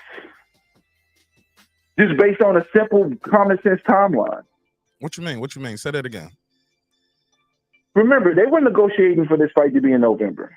No, they weren't. So once it was established the fight was going to happen in November and you get into the next calendar year and Bud has already fought Avanesian, there's no way that they booked that time for June last year. That had to happen early. You broke up. You had to happen and you chopped right off. Hello? I'm sorry. It had to happen early this year. It had to have happened early this year based on the timeline and the sequence of their original negotiations. There's no way that they booked the time for June back in November when they were working on the fight for that year. So once they knew the fight was going to be next year and Terence Crawford moved on to his next fight, for them to even book that time and to have anything established that could potentially be at that time frame, it had to be no earlier than the end of this last year or the beginning of this year. So how could it be the distant past? I don't see how I still don't see how you got that logic where they couldn't have had that booked. Once they, why would you book something for June after the negotiations fell? Why would you book something for June back in October of last year when you had no idea of a date or any type of discussion that was moving forward for that date? Unless that date was going to be for Thurman, and then maybe because Errol Spence is actually putting pressure on his team to put that fight, try to make the fight for Terence Crawford, then maybe something like that would transpire. But that's a higher up that put that in. That's somebody a higher up on the PBC side who gave that information over to them. Yeah. This wasn't no low. Yeah, somebody, look, man, that's the weird shit. Like, even with that Errol Spence recorded conversation, people just stopped talking about that. Who recorded this conversation and put that conversation out? People just stopped talking about it. That was weird, right? That leaked Errol Spence audio. You remember that? I don't know if it was planned. Yeah, I absolutely remember that. It was weird. I don't know if it. Go ahead. I don't know if it was planned. I don't know if this is something that was not planned and somebody dropped it like that. But I wouldn't be surprised if it was, because he didn't even speak on it. He didn't even say, yo, blah, blah, blah. He talks about everything else. His fans talk about everything else. Nobody talked about, like, yo, we still don't know who's recording Errol Spence's conversation without his permission. And then putting the conversation out. Because I'm going to let you know, he knows who he was talking to. You know what I'm saying? Yeah. Where's the Absolutely. outrage? No outrage. Nobody even curious about, like, yo, what's up with that conversation? We still don't know. People just forgot all about it. I'm telling you, a lot of people like to operate on confirmation biases. I'm not going to operate on it. If I see something that I research and it shows a very high probability of being factual or 100% factual, and it's something that doesn't bode well for Bud, I'm gonna call it how I see it. I'm not a Bud buddy where he does no wrong, and I'm not gonna be on the aerosexual side where he does no wrong. I'm just gonna try to look at the landscape for what it is, for what the reality of what boxing is, and call it what it is. Unfortunately, too many people look for information only to confirm what they naturally believe. Because the reason why I'm where I'm at right now is because I didn't do that. Because if I was doing that, I'd still be on the Errol Spence side of things, calling Bud a duck and all that. Because a year ago today, I was a little bit more on the Errol side of things. But when I saw the landscape of how the negotiations went, the things that were in play, I looked at it and felt like Errol Spence is letting PBC do everything, and he's not putting his foot down and saying this fight has to be made regardless, no matter what. And you're the A side. When you're the A side, you're in charge. You set the terms. You are actually the person that puts everything in play. And see, the fact that when you go back in history and you look and say, get a belt, you're on the wrong side of the street. They created these terms. So if they created these terms and set the foundation for how this fight was going to be, it's incumbent upon them to make the fight happen. Man, they let Charles Martin go across the street and fight AJ when he could have unified with Wilder, right?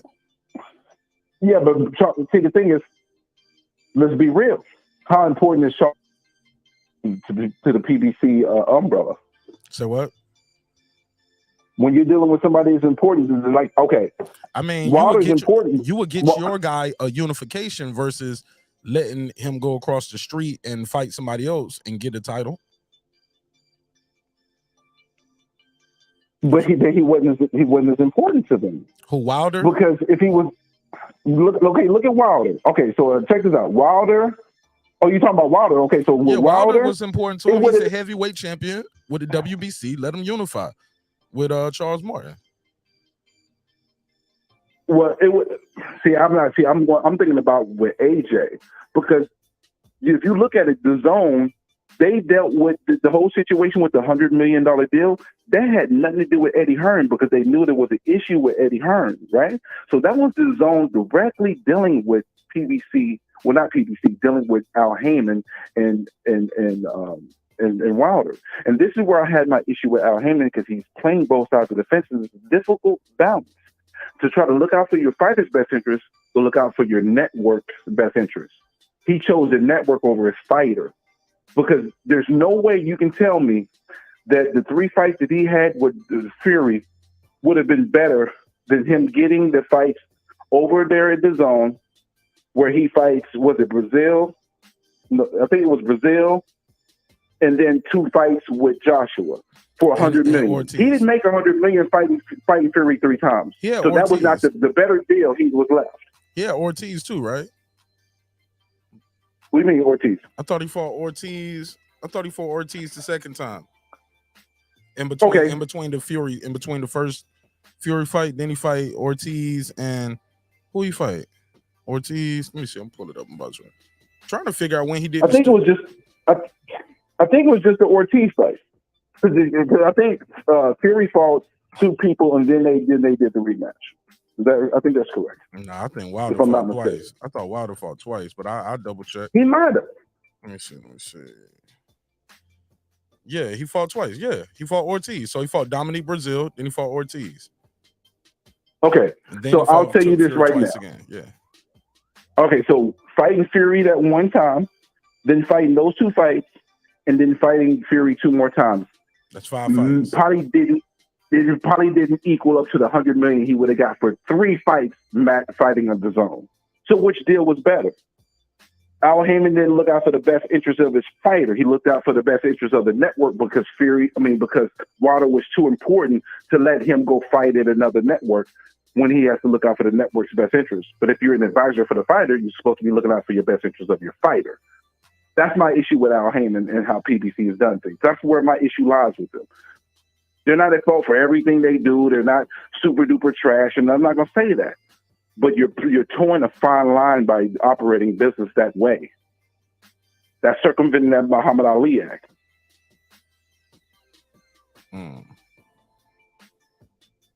Just saying. Just saying. But people will tell me I'm crazy, though. I don't think I'm crazy. I think I'm logically looking at the situation and circumstances and seeing for what it is. It's a lot of gray areas with all this shit, bro. It's not black and white for a lot of this shit. And we all operate in black and white, but a lot of it's gray, bro. A lot of it's gray. Damn, man. But with that note, I'm gonna slide back to the chat gang and get back to work. I appreciate you letting me chop it up with you, my brother. You keep doing your thing, and I hope you get them tickets, bro. I hope you get a chance to go to that fight, dog. Yeah, man. We shall see. Y'all done ran Matty all the way out the chat. Shit, y'all don't call him a liar. Y'all done ran him out the chat. What you think of his story, though, man? That's pretty interesting, right? He was like, man, I known him since he was a kid. He used to come down to Florida. He used to play with my kids. Shit, yeah, he don't stayed at my house, slept on the floor and everything sometimes. I mean, it's possible. He's possible. a human being, right? It's very possible. He could be capping. He could be telling the truth. But, I mean, it ain't going to hurt you unless you go to the fight and you ain't got no ticket. Sitting there. Hey, look, I'm going to be right there at Reggie's house. I'm going to meet D. Bevel, Cheryl Moore. I'm going to hang out with all 4 of them at one point. We're gonna kick it. Shit, might go to Sheldon House one day, kick with him, hang out with D Bevel, be right there beside Reggie on the couch calling the fight. All right, hey, look, Reggie gonna be like, all right, motherfuckers, I'm gonna push to the side, I'm like, yeah, motherfuckers, I'm right here too. Hey, look, just in case I can't go to the fight, I'm gonna bring my mic and my soundboard and my carry-on. So we gonna do a show out there, bitch, one way or another. That's a solid move right there. Hell yeah. What you think about this weekend's fight? I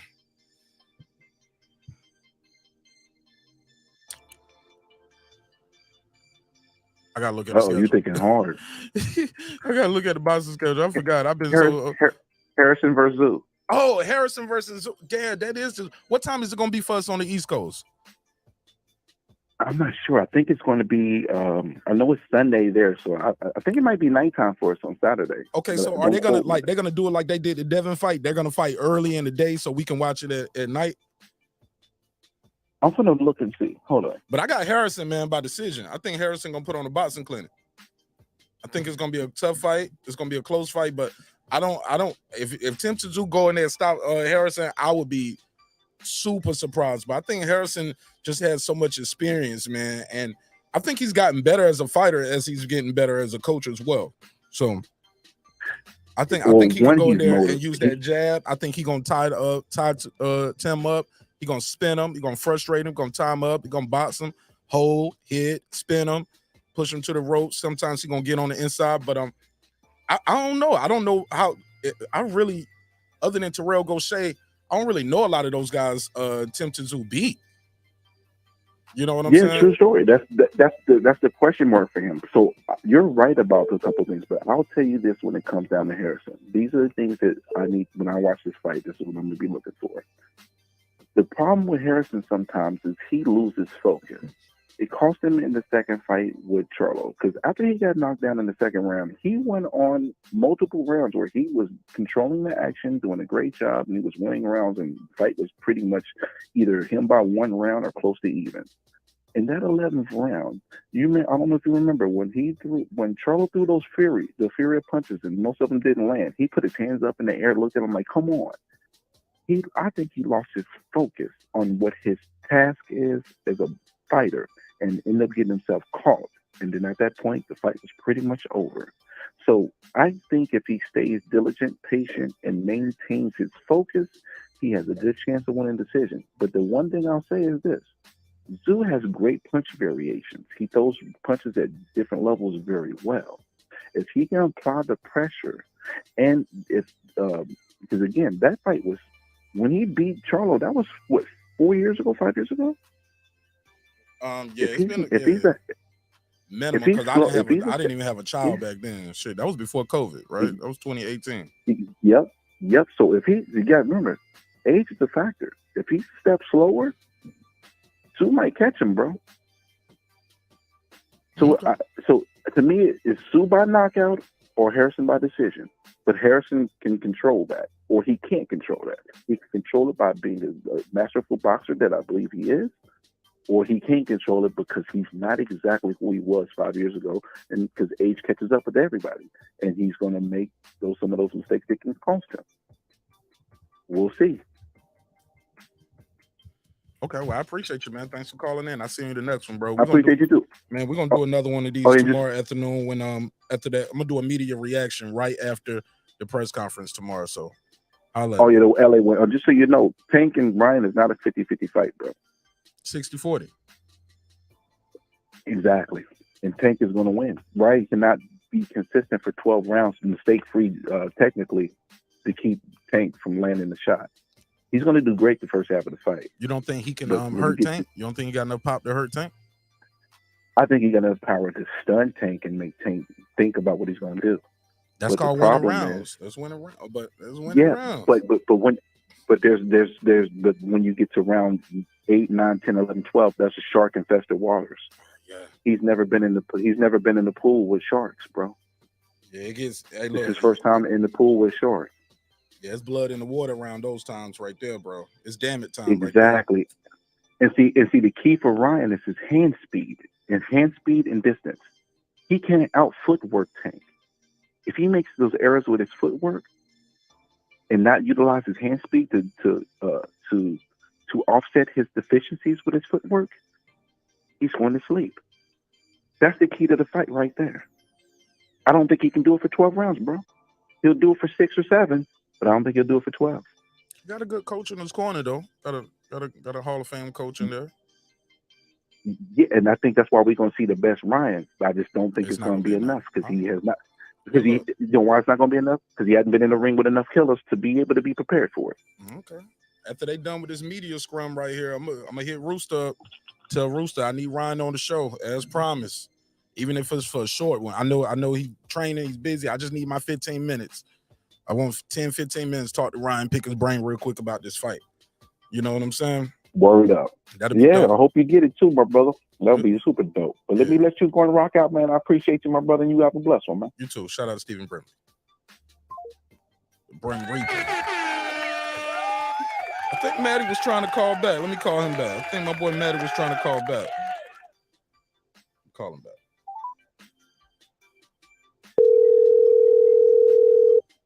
Beep then. Hey, Maddie, you was trying to call? Yeah, I called you back. You still live on air?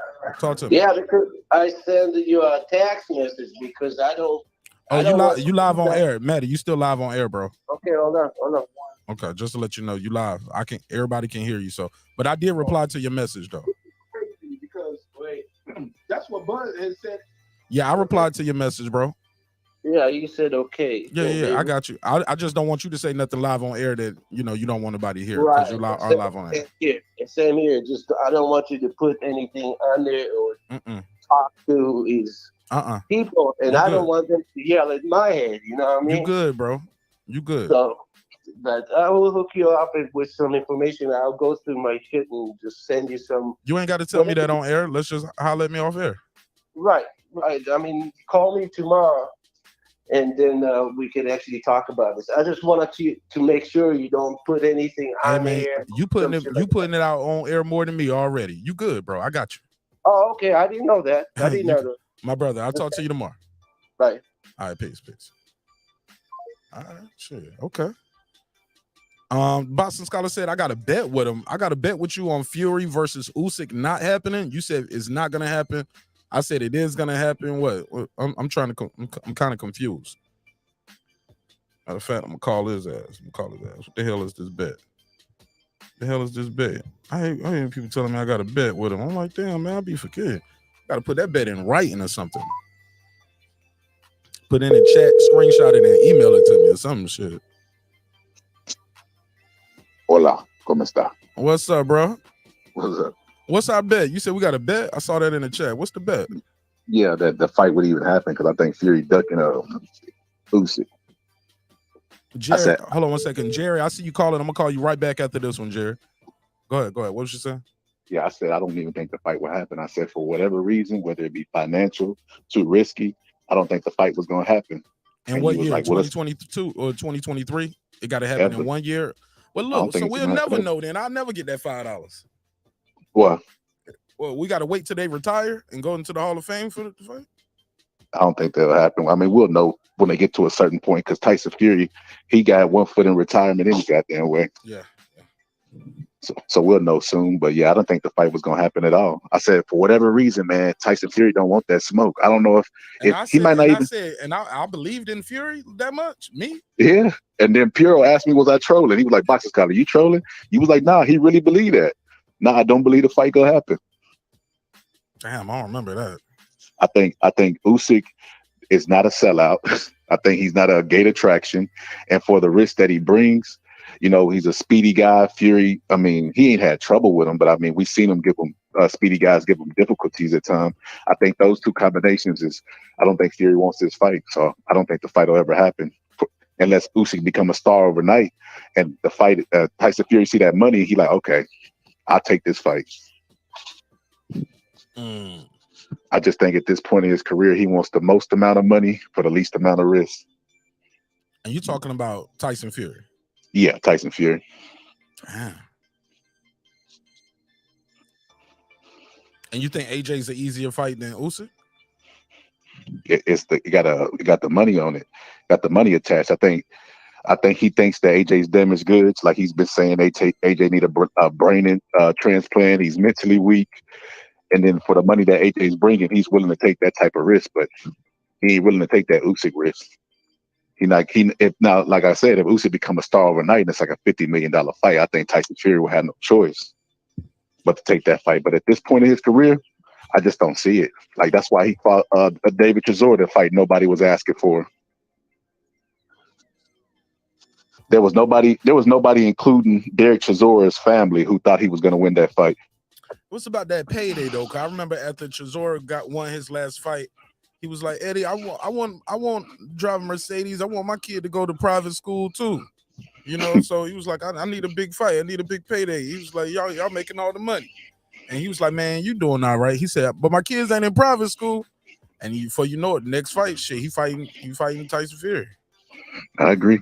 It's all about the money, but I just looking at Tyson Fury where he is, like even after that fight, that was like a one-sided beatdown, in my opinion, for the guy who was well past his prime.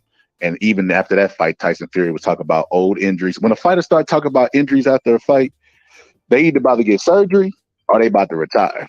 Damn. Or they got 1 foot in, 1 foot out. And Tyson Fury brought up 3 different injuries. I was like, God damn, this is a victory. And he talked about this shit. I was like, oh shit. Yeah. Could be, yeah. You're right about that. That is pretty much going to the end of it.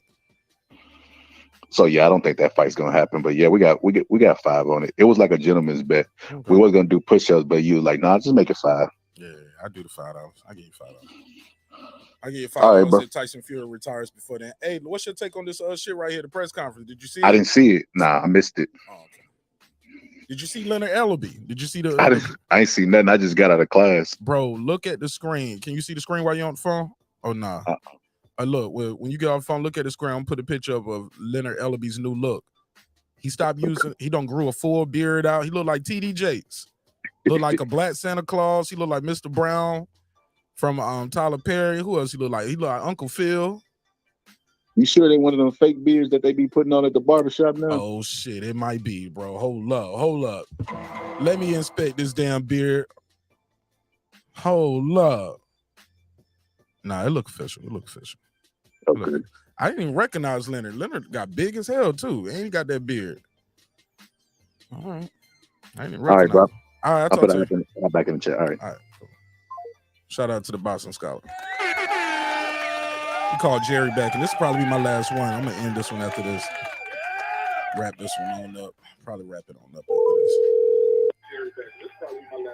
Yo. Jerry, talk to me. Hey, man. Let me turn this down real quick. Boots in it. Man, I wish people were able to spend some time around some professional fighters and understand that professional fighters, especially the ones at this level, like the ones we talk about, they don't duck each other. They don't do it. You gotta be an ultra competitor to get to that upper 10% of boxers that we talk about. They're pure competitors. They have people that manage their careers, and that's exactly what it is. The fighting part is easy. They'll fight their mama if they get the right money. But Boots Ennis ain't ducking nobody. But there's lots of things that got to be considered there. First off, Bud Crawford has no promoter and has no network. But if Boots Ennis, who's got established relationships with Showtime, and he's got things going on there, he goes off and fights on a rogue network, then he may damage and put pressure on those relationships. You don't know if BLK is able to accommodate his sponsors as far as, ring apron, sponsorship and things like that. It's just so much shit involved. And what boxing fans only see is, well, he was maybe offered a fight and he turned down the fight. Oh, he ducked them. Come on, man. That's not how it works in boxing. It just doesn't work like that. Is it rogue? Is it going off with a rogue network if you're not contractually obligated to Showtime? It's a title shot. You're making some money. Like, why not take the title shot? Well, that's the other thing that I try to tell you all the time, and what we kind of butt heads on. The titles, they come in second to the money. The titles are only a caveat to get to the money. Boots Ennis gets a title, that's not really going to get him much more money. What he needs is fights where he can look good on TV and get a fan base going. He needs something like that more than the title. I mean, that's fine, but it's not really. It's the money. The money is what's crucial. Don't you get more money when you're the champion, though? Well, you do, but if you're not a popular fighter, you're still not going to get that much money. And then you also got to consider the matchup. Like the caller said a minute ago, him fighting Crawford, there ain't going to be no money on that fight. There's really not going to be much money on the fight. And if he can lift the title, I mean, yeah, you get that, but there's no guarantee that that's going to happen either. And you know what? And Spence has 3 belts. And he fights with the PBC and people that you're familiar, that you've done business with. It's just a whole lot easier to make. And I mean, it's just a million reasons, man. It's just a million reasons. But people they just want to say that fighters duck one another. But it's not that. It's the management. And it's that. It's simply because, it's but only management the top. works for you. You don't work for management. See, that's another misconception. Okay. When you sign with a promoter, you basically signing away your. You said promoter. I said manager. You said management. So I said management. Then you just said promoter, though. Well, I mean, are you talking about the promoter or the management? Because Boots Ennis, last time I checked, he's a free agent. He has no promoter. Yeah, well, that's another huge misconception. All these guys want to call themselves free agents, but they're not free agents. When they fight, someone's promoting it, meaning someone is paying for it. Yeah, that's a one-off though. That's a one-off though, Jerry. Like you can do, like Christy Martin was the promoter of record for that AB fight, right? But he's not signed to Christy Martin Promotions. She's promoting that event. So a promoter but you can be a free agent and go from this promoter to that. Like, look at Jake Paul. Jake Paul don't fall on every network. He don't fall on Showtime, Triller, DAZN. Just did one on ESPN. Well, that's just not generally how it works in boxing. There may be a few exceptions. Mayweather was certainly one. But in the end of the day, someone's got to finance the fight. And when it comes to fighters signing contracts with promoters, the people think that the fighter can just tell the promoter, make this fight. Well, that's like this. That's like you owning a business and I work for you and I come to you and tell you, and I start giving you demands on what you should do when you're the one investing the money. It just doesn't work like that. Now, fighters can turn fights down. At the end of the day, their management and advisors can tell them, well, look, this deal isn't that good, but they rarely ever do that because it's bad business, right? You turn down fights that your promoter lines up and he's willing to finance, because that's what promoters really do. They finance, they take the financial risk. That's why fighters sign with promoters. I don't know why people don't understand this simple concept. I remember hearing a guy one time say, well, why do fighters even sign with promoters? Well, they sign with them because that's who can secure the TV dates, and that's who's going to put up the expenses up front. Not to mention, that's who's going to pay you. So, but let me move on real quick to this weekend fight. This is a good matchup. I watched a face-off with the two. Tony Harrison, he's a hell of a likable guy. It's just, he's a funny dude. He's charming. But I got to be honest with you. I really think he's underestimating Zoo. It kind of reminds me when Zab Judah fought Zoo's daddy. He didn't think much of him. He made fun of his skills and said he was a robot and this and that. And I remember thinking, man, you got to understand Zab. Everybody was big on Zab at the time, myself included. But I thought, man, you got to understand this guy ain't here because he can't fight, man. I mean, this guy's a powerhouse. Yeah, he's not that skilled. His footwork is bad. He doesn't really. He's got an awkward. You talking about Tim, right? Talking about Tim. I'm talking about his dad. I'm talking about his dad. Yeah, right. Because he fights just like his dad. He looks just like him, and he fights just like him. His whole game, he's a powerhouse. That's what his whole game is on. And I got a feeling he's gonna knock Tony out. Yeah, I don't want him to. I'd rather see. Well, let the best man win, I guess. But Tony admitted himself that he his head wasn't in boxing until he got the call for that fight. He basically checked out, thinking that he wasn't going to get another shot. And Zoo's people have guided him really well, and he has benefited from his name, like Tony says. That's true.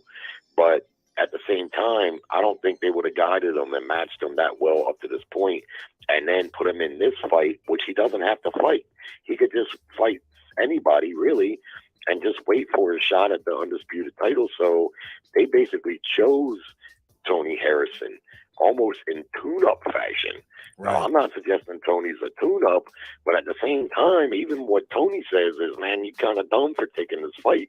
I understand why he's saying that, but you got to think, what do they see that's telling them that, no, we got you. We can get a fight. Let the best man win. Tony could. I expect Tony to box his fucking ears off for most of the fight until he starts getting caught. Like if he starts slowing down, like he's been known to do, or like the caller said, if he starts losing focus, and that guy's going to be on his ass. That's how his dad won all his fights. He used to get his ass kicked for 8 rounds, but the last 4 rounds, he was just brutalized his opponents. And then lastly, if you don't mind me jabbing off on this, Ryan and Tank. Yeah, this Ryan and Tank fight, man, I'm really excited about it because it's going to be great for the sport of boxing. 2 young, hungry, good-looking fighters that are going to be able to capture an audience. Tank, everyone knows he does really good live gates, and all the hardcore boxing fans like us, we know and support Tank. So that's going to get all those pay-per-view buys. And then what's his name, Ryan, with all that Twitter and all that he does, man. I mean, that's going to mean something too. That's why he's getting this fight. It's not because what he's done in the ring. It's because of that. There's going to be a big fight, and hopefully it's a real good fight, and they can maybe fight 2-3 times, because it would be great for the sport of boxing if they match up well and they do well. It would be great if Ryan could pull the upset in the first fight. Now, people who think Ryan can't fight or he's some Twitter dude, check this out. They got this fight at a catchweight. Ryan revealed today at the press conference that they got a rehydration clause and they got a one-way rematch clause. So Tank Davis and his people don't think that Ryan can't fight. If you look at what the terms of the word laid out there, they're thinking just the opposite. So that's going to be a hell of a fight. Why you think that, Jerry? Like, why did they put this? If Ryan's supposed to be such this easy work, why are we fighting at 136, and why is there a 10-pound rehydration clause? Because what it is, Mark, is haters. It's people, fans that don't know what they're looking at, and they don't think Ryan can fight because he's a pretty boy, which they should know by now. There's been several pretty boys that could whoop all kinds of ass. Ray Leonard, my favorite, to be one. And they know that he does the Twitter and stuff. They don't take him seriously. But like I try to tell folks, man, this guy had 240 amateur fights. He beat Devin Haney 3 times in the amateurs. He's got 2 world-class opponents on his resume, and he stopped both of them. And the one guy, the last time I seen him fight, that guy had never been stopped before. The other one gave Lomachenko all kinds of problems, and Ryan Garcia ruined them with a single left hook to the body, lethal left hook. He lands that left hook to almost anyone's body in that division. They're probably going to get stopped. His hook is like that. His speed is like that, and he can fight. He can straight up fight. And Tank Davis's people and Tank, they know that. That's why they got those provisions there. They ain't listening to what the fans say. Well, when you're a fighter, you can tell when someone, you can know who can fight, and they know he can fight. Having said all that, it's hard not to pick Tank by KO because Ryan, he kind of gets a little too tall sometimes, and Tank is such a puncher. I'll probably pick him by KO against anybody, really, almost. You know what I mean? Hard not to. I mean, according to his track record, right? Only 2 people made it all the way through, right? Yeah, there's only been a couple guys that have been able to stay in there with him, and he was hurt in the one fight. But that's why I say it's very hard, and I don't think Ryan has a glass chin just because he got that flash knockdown. That don't mean shit. He got right up and went right back to work, and that's what a real fighter does. And but I'm looking forward to it just because, like I said, because I really think that it'll be good for the sport. Boxing needs these type of fights, and they both gonna come to fight. And hey, you know, I've been reluctant to believe that it was gonna happen.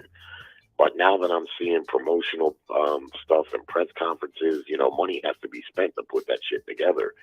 And I don't think, you know, the Showtime and the people, the money people, they don't spend their money unless, you know, pretty much know the fight is in the bag. Yeah, they threw this press conference together pretty damn quick, bro. Yeah, they did. But you're seeing, like, you know, some advertisements for it and stuff, and yeah, they fixing to get it on, and it's going to be great for boxing. And hopefully, you know, the other thing is though, that I probably should point out is this cross promotion. People got to understand that is even more complicated than just even making an in-house fight. That rarely happens, cross promotion fights. The reason this fight is happening is because DAZN is the one network that has shown the propensity to let their fighters fight outside of their control. They've done that before, and they've also reached in the pot. Like when they did Kambosos and Lopez, they didn't promote either one. Lopez and Kambosos didn't fight on their network, but Bob Arum didn't want to really do the fight.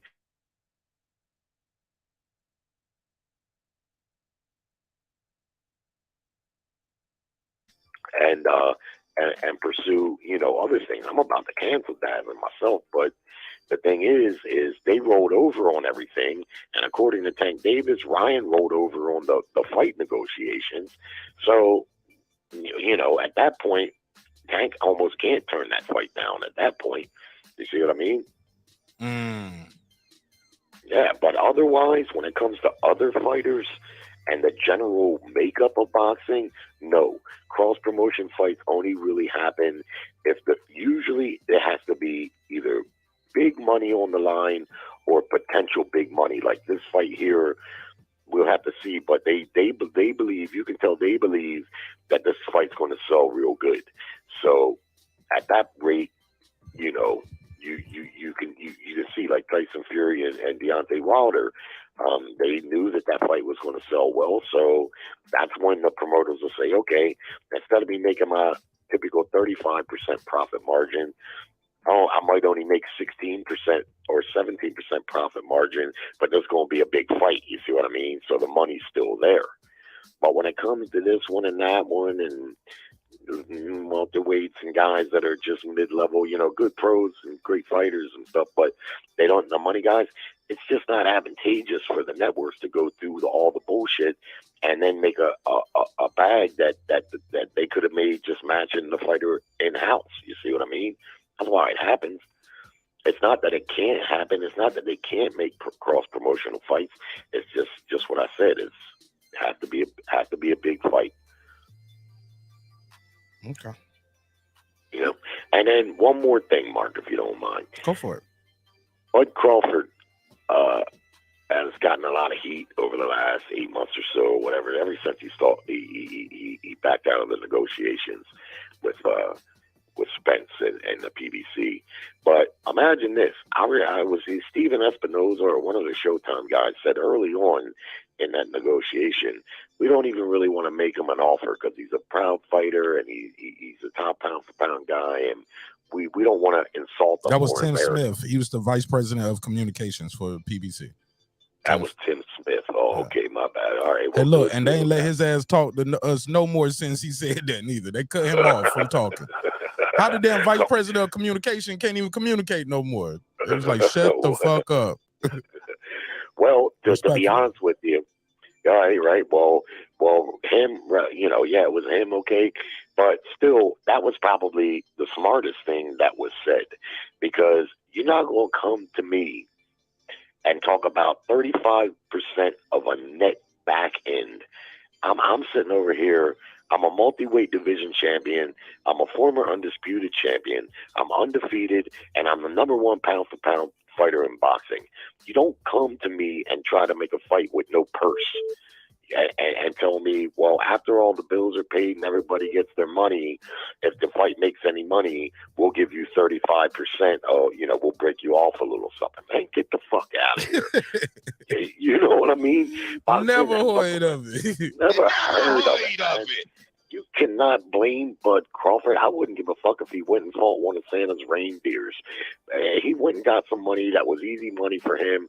I don't believe it was $10 million, but still, even if it was half of that, still that was easy money for him. And that deal that they had on the table, and then from what we understand, he agreed to all that, but he said, if it's got to be like that, then I need to know how the money's being spent. I gotta at least know what you going to spend on promotion and this and that, you know what I mean? And they're going to tell them no, and they're like, man, the fuck am I supposed to do? Just trust you? Trust us. I'm just going to trust the fuck. You could fuck around and make that big fight and get no money. So Tim Smith said it right when he said it the first time. They shouldn't even. They should have just said, look, we ain't in a place to make the fight right now. But they weren't going to do that because then that would put the blame squarely on them and everyone would see that. So they tried to fuck them around and then put it to the next year and a skimpy ass deal like that, man, please.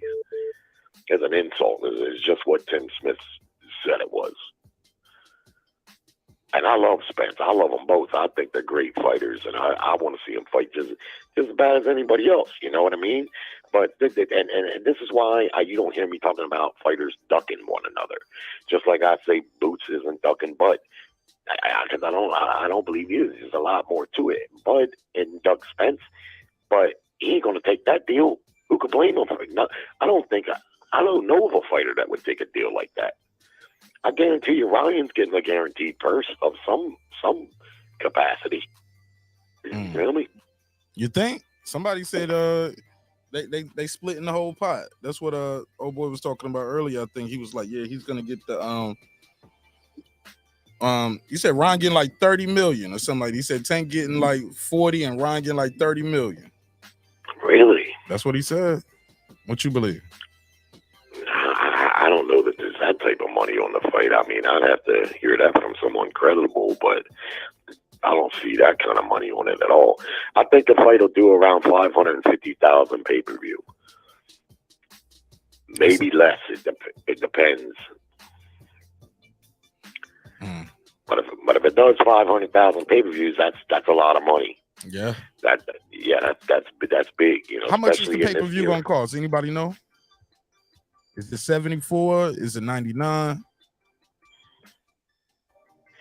Yeah, it's gonna be 74, 79, something. It's gonna be 80 to 100 bucks. It ain't gonna be no 40 or 49 pay-per-view. I don't think that. Look, yeah. $500,000 times 100. Shoot, what's that? $50 million. Excuse me, that's $50 million right there. Well, that's what I'm saying. That's why it's hard to believe. Pay-per-view. That ain't even the gate. That ain't the popcorn, the liquor, the other stuff. T-shirts. But even at that rate, that makes those numbers hard to believe. What you heard the other guy say, 30 and 50 million a piece, or 30 to 150 or whatever. Then I don't know about that. I mean, maybe if they with the back end money, and if it sells real good, if it exceeds 550,000, yeah, it's gonna have to be more than that for them to get for just the fighters alone to make 70 million. I'm just saying, because the promoter ain't doing this shit for free. Showtime ain't doing it for free. No. PBC ain't doing it for free. Golden Boy ain't doing this shit for free. So, but my point is I guarantee that they each have a guaranteed purse. You think so? Going in.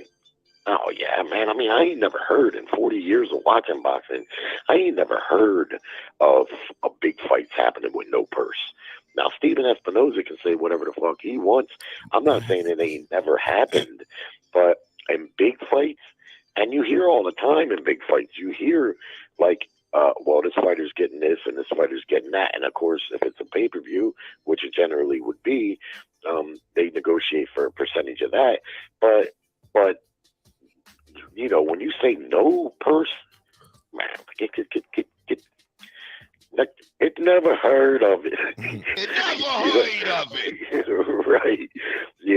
No purse. No, ain't no fighters management or the fighter himself. Even though Bud is a fighter, he's not a business management type guy. He's smart enough to know on his own you can't fucking do that. What happens if the fight don't sell, right? What happens if the fight, as anticipated as it is? Let's be honest, boxing pay-per-view is in the toilet right now, and people are streaming fights like crazy, more and more every day. But Crawford has not been a popular pay-per-view fighter. There's a chance that fight won't sell that well. That's why the fight really ain't been made yet. That's why DAZN hasn't thrown their head in the ring to try to get involved, because they know that it's no knock on the quality of the fighters. They're two of the best fighters in the sport. But the reality is, Bud Crawford's not that popular, and Errol Spence is inconsistent and inactive a lot. You see what I mean? Every time he got a little momentum going, it was a car crash or a fucking eye injury. He's had these setbacks with these layoffs to where you can't make a case that he's a big he's not a big pay-per-view star either. He had a good one against Mikey in Texas against a fellow Texan, a pound-for-pound fighter, and most importantly, a Latin guy, a Mexican guy. And they did like 350,000. But if you look at his other pay-per-views after that, every one of them went down. Yeah. You see what I mean? Yeah, they went right down. So at the end of the day, you look at it, you're like, well, yeah, these are two great fighters, and it's a great matchup. And hardcore boxing fans really want to see it. But what's that going to add up to? It's a tremendous financial risk to pay. Like if you're going to pay Bud $7 and maybe spend $9 million just to say, what if the fight, and it don't make. No. So if there's no guaranteed purse, they at least could have said, look, $5 million apiece, and then we'll chop up the back end fairly on what they can negotiate there. But then that way the fighters know that they're not just fighting for the pure fuck's sake of fight. My bad. Yeah. But thanks for letting me get that all off, Mark. I appreciate it. No problem, bro. Thanks for calling in. All right, buddy. This was fun. Appreciate everybody calling in, beaming in. Appreciate y'all in the chat. Y'all got anything else, man? I think this is it. Now I can wrap it up right here. What are you saying in the chat? Let me see. Oh, they still arguing about Undisputed. Lewis won Undisputed against Holyfield in their second fight and never defended it, though. Yeah, he had the IBF, IBO, what else? WBC, WBA? IBF, IBO, WBC, WBA. No WBO, though. And I think that's what Boxing Scholar's issue is. He's saying he didn't have the WBO. He was universally recognized as undisputed, though, Scholar. Everybody universally recognized Lennox Lewis as the undisputed heavyweight champion of the world. I think if you think on Google, he's still considered the last undisputed heavyweight. But I think that WBO wasn't recognized till 2004. It's been around. It was around since 1988, but it wasn't recognized till like 2004 by the internationally. No, I get what you're saying now, Scholar. He said you recognize the IBO, but not the WBO. I'm saying now in 2023, no. But back then, yeah, people was recognizing that Roy Jones had the WBF belt. What was that? He had a WBF and all kind of belts, but he still wasn't considered undisputed because of that the other belts that he was missing. But I feel you. Somebody said, sorry, 1681. I double checked. I don't even know what 1681, what you're talking about. Sounds like cap to me. Shout out to J Rod. He said clips. Ryan looks worse because it looks like he tried looking nice. Oh, he tried to talk about the outfits like he tried to look nice. Yeah, I didn't like them jeans, man. What the hell was up with these jeans Ryan Garcia had on? Let me see if I can see it. Right here, like, I don't know what's up with these jeans right here. With the little rip thing on the side. They big ass jeans too, baggy, like boot cut jeans. I don't know what's up with my boy Ryan. Gotta fix them hoes, though. You gotta fix them hoes. Tim Bradley, where you at? But he gotta fix these hoes. Yeah. Yeah. No one recognizes the IBO scholar. Do I need to blow the screen up? Yeah, I never got those glasses. Do you not know which belts are recognized? Okay, y'all going at it. I'm gonna digress. I'm gonna fall back from that. Deeply goated. What up, my guy? He said, if Lewis was undisputed, so was Roy and Tio. Not quite. Not quite.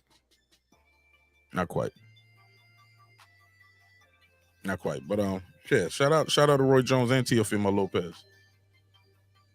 Somebody he said fighters paying sanctioning fees and fighting for that title makes it legitimate. I don't care what Google say. I watched boxing during that time. I did too, and they called Lennox Lewis undisputed. You know that then if you follow boxing, you was watching boxing back then. Yeah, they called Lennox Lewis undisputed. Absolutely, they would consider him undisputed. Everybody. Am I tripping? Up here? Do y'all remember Lennox Lewis being undisputed? What are we talking about here? Lennox Lewis was undisputed. Right? Like, damn, what are we talking about here?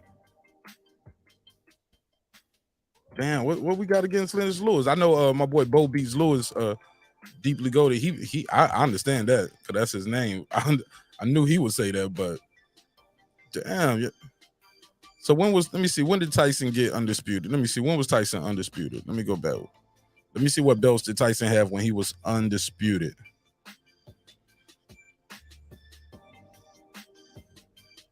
This nigga Tyson had an IBF, WBA, WBC, and that was the 3-belt era, right? IBF, WBA, WBC.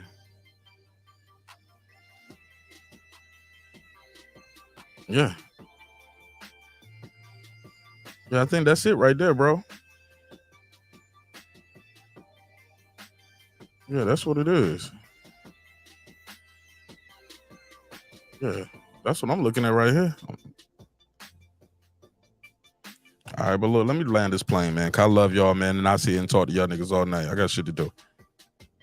We'll be back tomorrow. We can pick it up where we left off. He said, it said the IBF didn't recognize the WBO at first. Okay.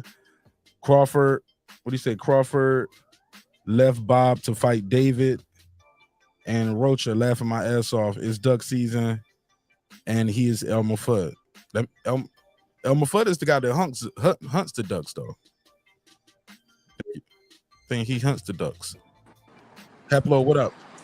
What's up? How you doing? I know you're trying to close the show, but I need to correct my friend, boxing scholar. Talk to me. Doesn't seem to Speak up. You breaking up. Heavyweight undisputed. What's that? You had broke up. Let me see if I can turn your mic up. Go ahead. Say something now. There you Hold go. on. Let me walk back over here. Is this better? Perfect. Go ahead. Talk to me. Yeah, Lennox Lewis was the last undisputed champion. He was in the 3-belt era until 2006. So he won that undisputed title by beating Holyfield for the WBA in 1999. He already had the IBF and the WBC. So he beat Holyfield for the WBA. He held all 3 titles, therefore he was undisputed. But then in his next fight, I guess the WBA, he either didn't want to pay the sanctioning fees or whatever, so he never defended it. But he had all 3, so he was technically undisputed at that time. And Tyson was also 3-belt era. Hopkins had all 4. Hopkins was, I think, either the first or second guy to get all 4. Well, in the 4-belt era.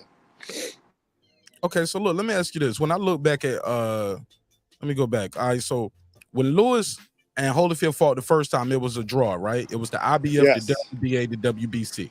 Yeah, that was for undisputed. Most people thought Lewis won. I'm leading into a question.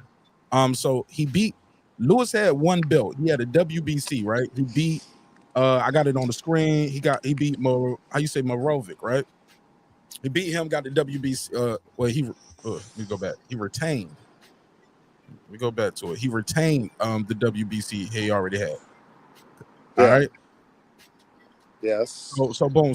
But when he fought Holyfield, now is a IBF and a WBA. So Holyfield had the IBF and the WBA right then, right? Yes. Okay. So that was a unification for Undisputed. It was a split draw.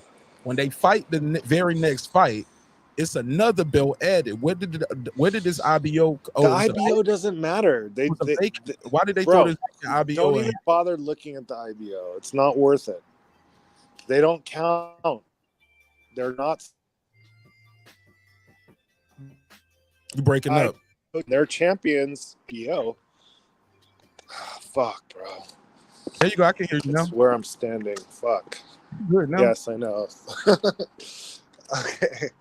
The IBO doesn't matter. That doesn't matter. Of course they threw that in there because they want their name in there. They're trying to get established. You feel me?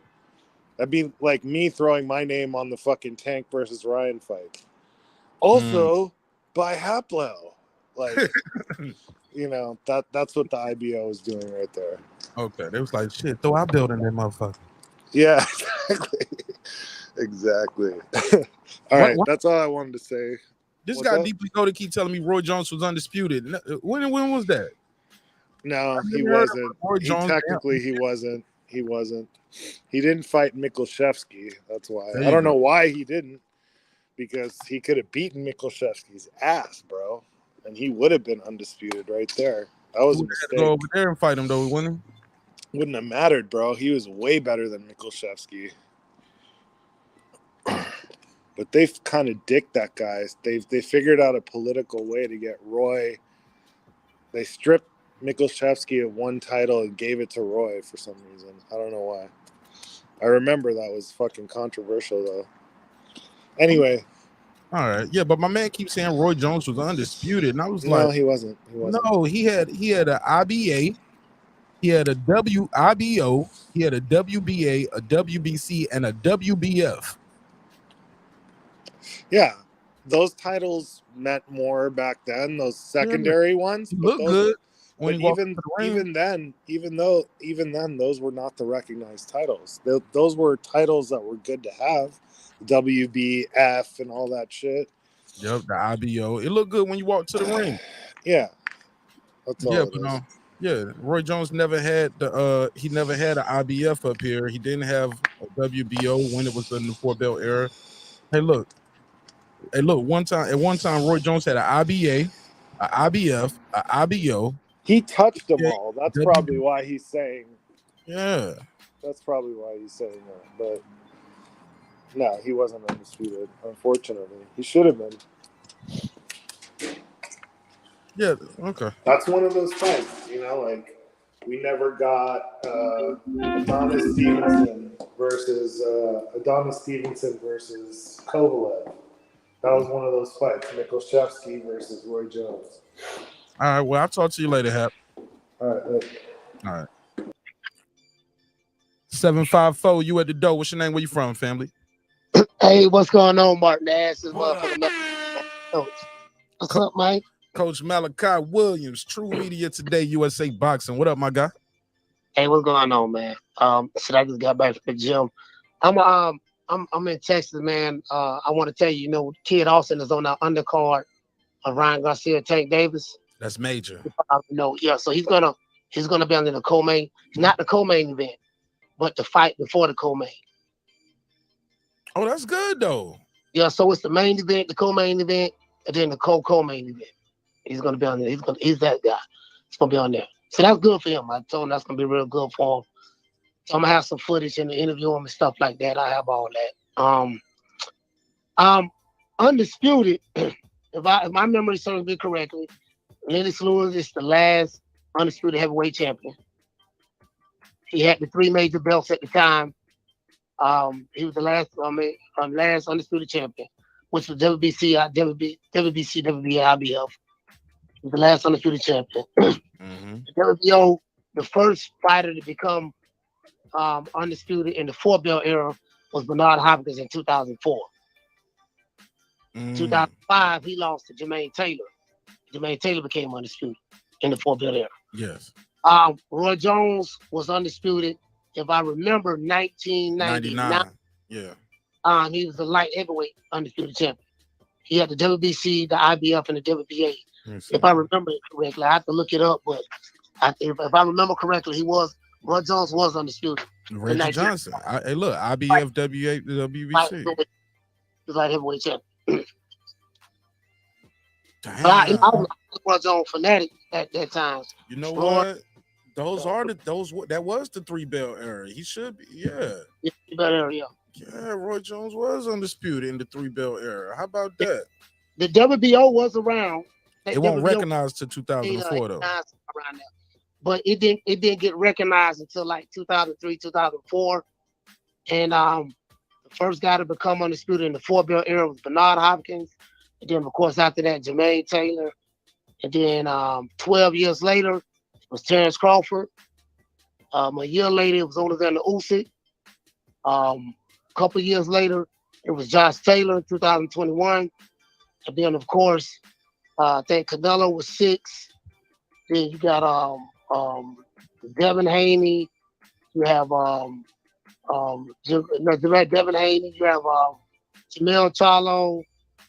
And a new way the monster became undisputed in the 4-belt era. So like that. Those are the guys in the 4-belt era.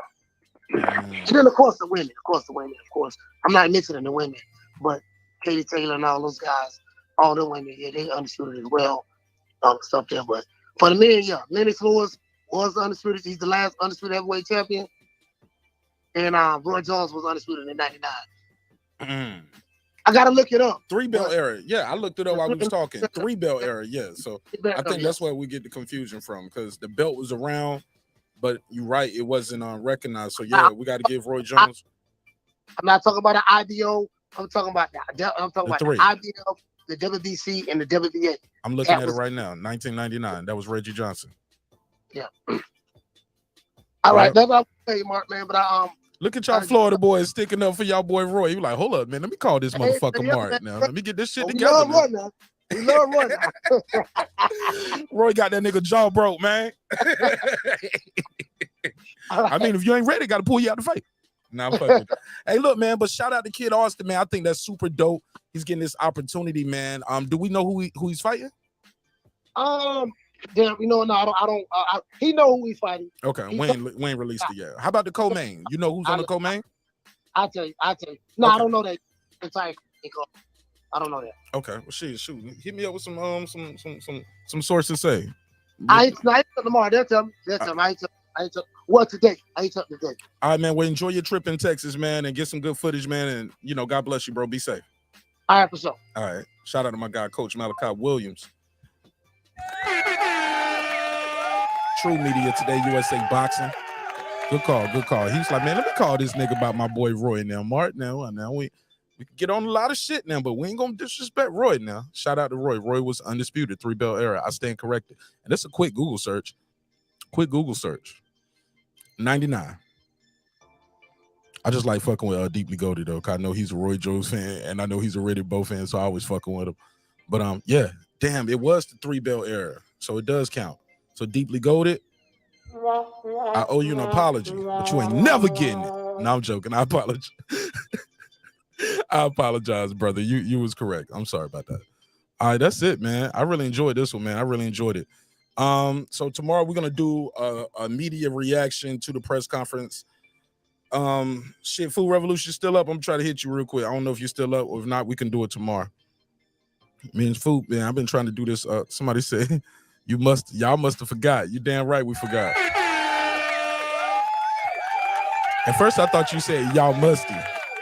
I thought it said y'all musty faggot. I thought you called somebody a musty faggot at first glance. All right. Shout out to Canelo. He said Canelo's still the cash cow. Okay. Yeah, Canelo gonna do some major numbers over there in Mexico. When Brewster, okay, he's still on it. Y'all still on it. We got to move forward. Shout out to Q. Q, what it do? Jermaine Taylor was undisputed. Yep, he got them all in one swipe. That was 4-belt era. Yep. Q, they about to land. Oh, Q, hold up. Q trying to speak. Shit, I'll pull up. I'll let Q get his bars off. Q fan. Q, I dropped the link for you. Pull up. You can get your bars off. So always love with my boy Q. He said, look at me. I can't see shit, man. This how I've been reading the comments all night. And then I read it out loud. Old man squint too. Why niggas always look angry when they can't see something? You be like, why does squinting make the eyes focus more? That's crazy. I don't know. Somebody tell me. Nah, Q, you can pull up, man. What's up? What's your take on the shit? Everything that went down. And did you think Boots ducked? What's your take on the press conference? Who you got winning? Then we got a survey in the chat talking about the pay-per-view buys now. He said, I'm waiting on. Okay, you waiting on the beat. Man, I got to get with Food Revolution. I just keep talking. Earlier today, I just got sidetracked with my daughter, just trying to get her settled. She needed some time. She needed that energy. So we went outside, played, had some ice cream, and then I came in the crib. The wife was home. She wanted to tell me about her day. We ate dinner together, and I went right to sleep and woke up and did the show. But the recaps, they're gonna be short though. They're gonna be like 15 minutes. They ain't gonna be real long. They ain't gonna be real long. But we got to do those. Got to do it. And we got to do the Snowfall. I think she's gonna do. I don't know if anybody watching Snowfall, but I gotta watch that. I think they just dropped a new episode, so I got to do my Snowfall, and I got to do some BMF recap. She said, "Oh, okay. So, fool, you ready now? All right, cool. Shit, I'm about to end the shit then, Q. I was trying to give you a little time, but I guess, squint. Yeah, I'm squinting, man." He said, "Press one if Canelo is the king." That's what you on, Joey. That's what you, Joey, out here giving instructions to the chat. He ain't even got no wrench out here telling people what to do. Press one if Canelo is the king. We ain't even talking about Canelo. He said, "Mark, you dropped oh shit, I dropped the box red link. Oh, my bad, bro. That's what happened. Okay, shit. Go ahead, Q, pull up. My bad. I didn't know what the hell. I didn't even know. Nobody even told me. I ain't even look. Told you I can't see, nigga. I'm up here like this.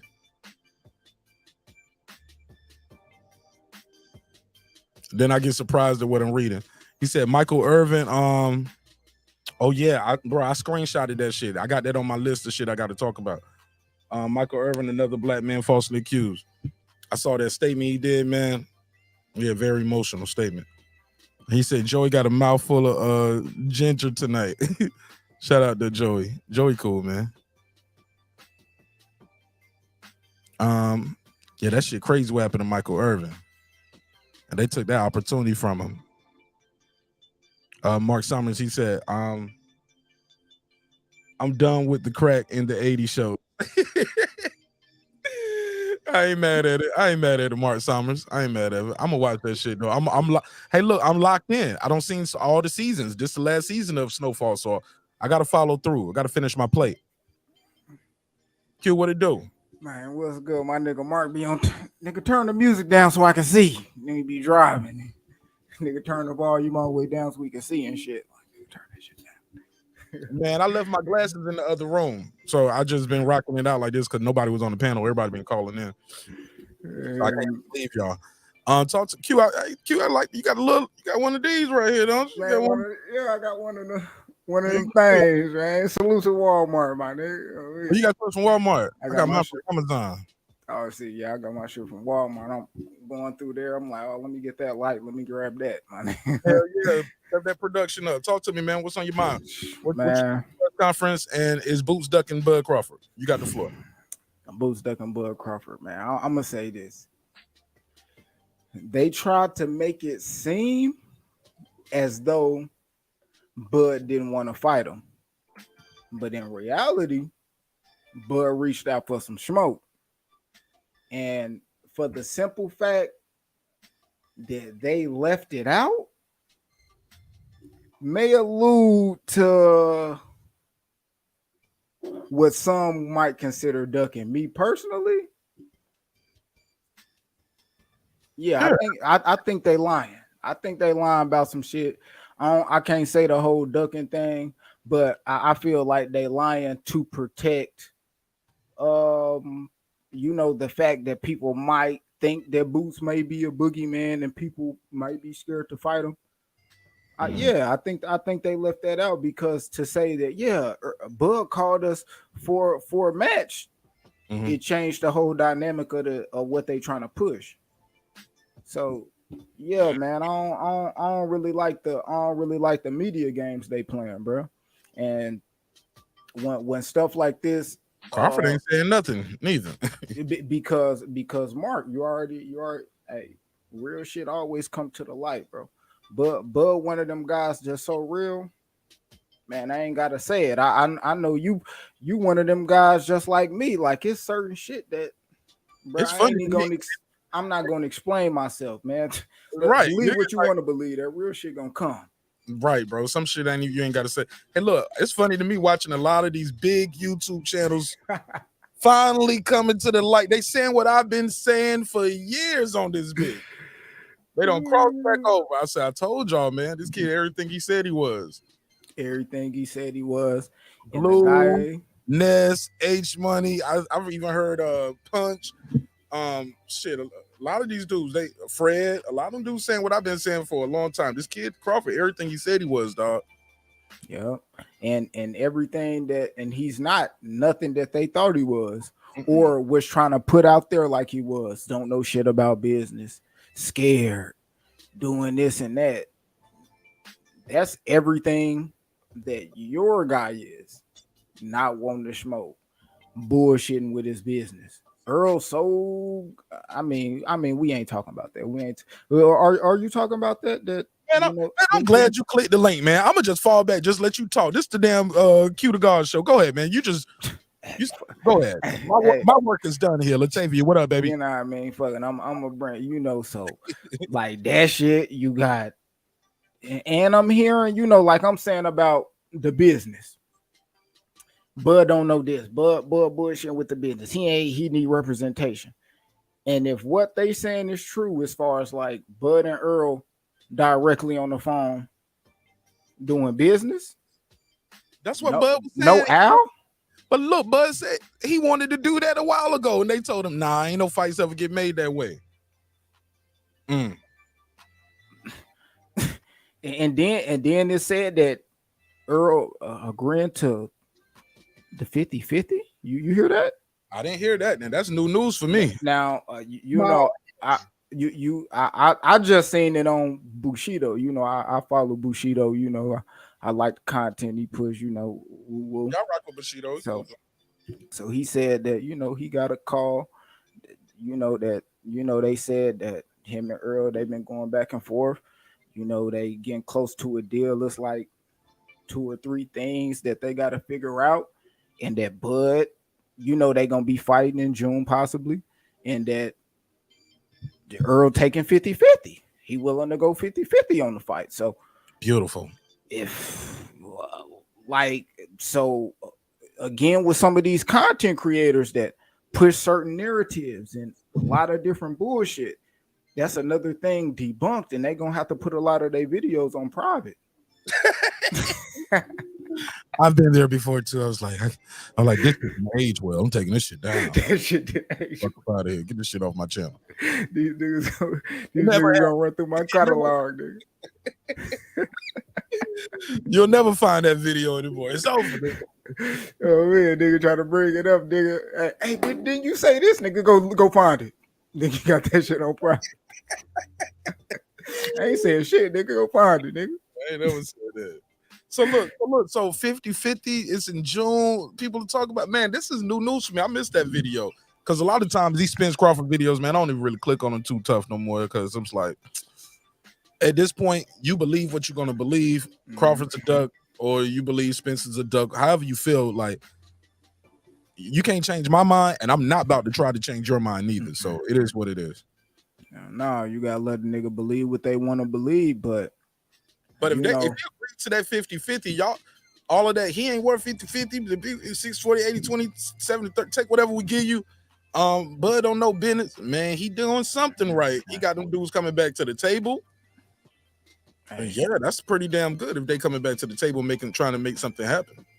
Yeah, and the fact that Al is, in the background where he's supposed to be. You know what I mean? Like, you know, last time I seen Earl, he was talking about, man, hey, whatever Al say, you know, that's what I'm on. Al said Thurman. Nigga said, let me call Bud back.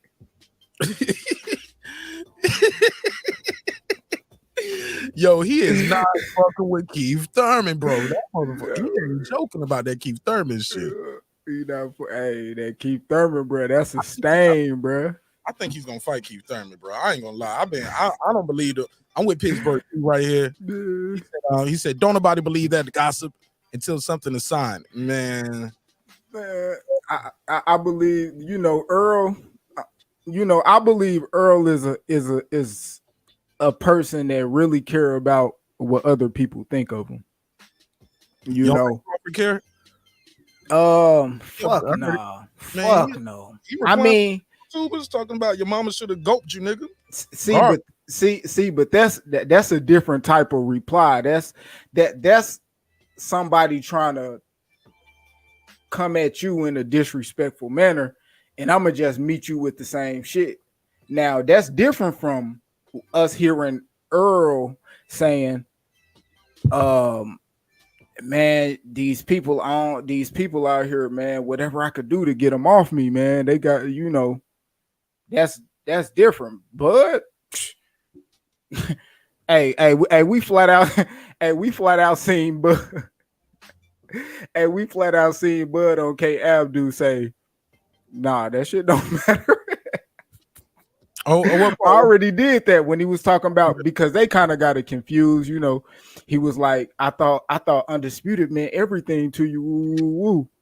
And he like, yeah, I already got it. You talking about again? Like, no, it's whatever, nigga.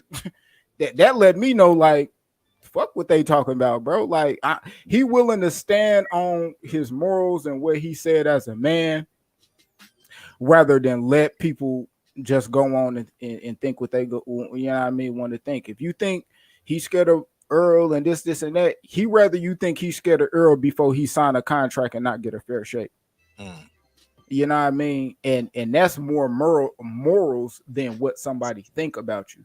Now Earl, all things considered, the shit that people putting in his comment section in Twitter and shit like that, and what people thinking when you got your own fans turning against you, niggas that bought your shirts because they support you, and them the same people like, man, that nigga's, man, hell nah, man, fuck that. He like, man, I gotta I might want to run this even if I know I'm gonna lose. Fuck it, here's the most money I'm gonna make and get these niggas off my back. Like it's kind of like Ryan.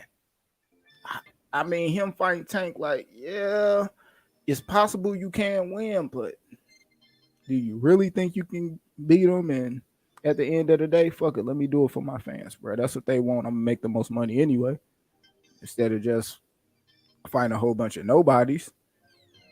Same with like fighting a Thurman, like, man, fight Bud and get the shit over with. All else fails, you lose and you go up. I feel like I heard somebody who was, I think CJ Goodfellas, he did a breakdown and he said, look, if he fights Thurman, it's not gonna, you know what we're hearing is true. If he fights Thurman, it's not gonna be for a title, so you get to come back down and fight Bud. No different from Kell Brook going up to fight somebody, right? You just come back down, you still a champion. You still, basically, you get two bites at the apple to get two big paydays. You know, if he loses the Bud, he could say, hey, yeah, it was the weight coming back down. It was like trying to make a built-in excuse. What's your take on that theory? He don't care about his fans. Crawford, I mean, not Crawford, but Earl don't care about his fans. Like Crawford, I mean, not Crawford, but Spence, in his mind, how I see it, my fans are my fans.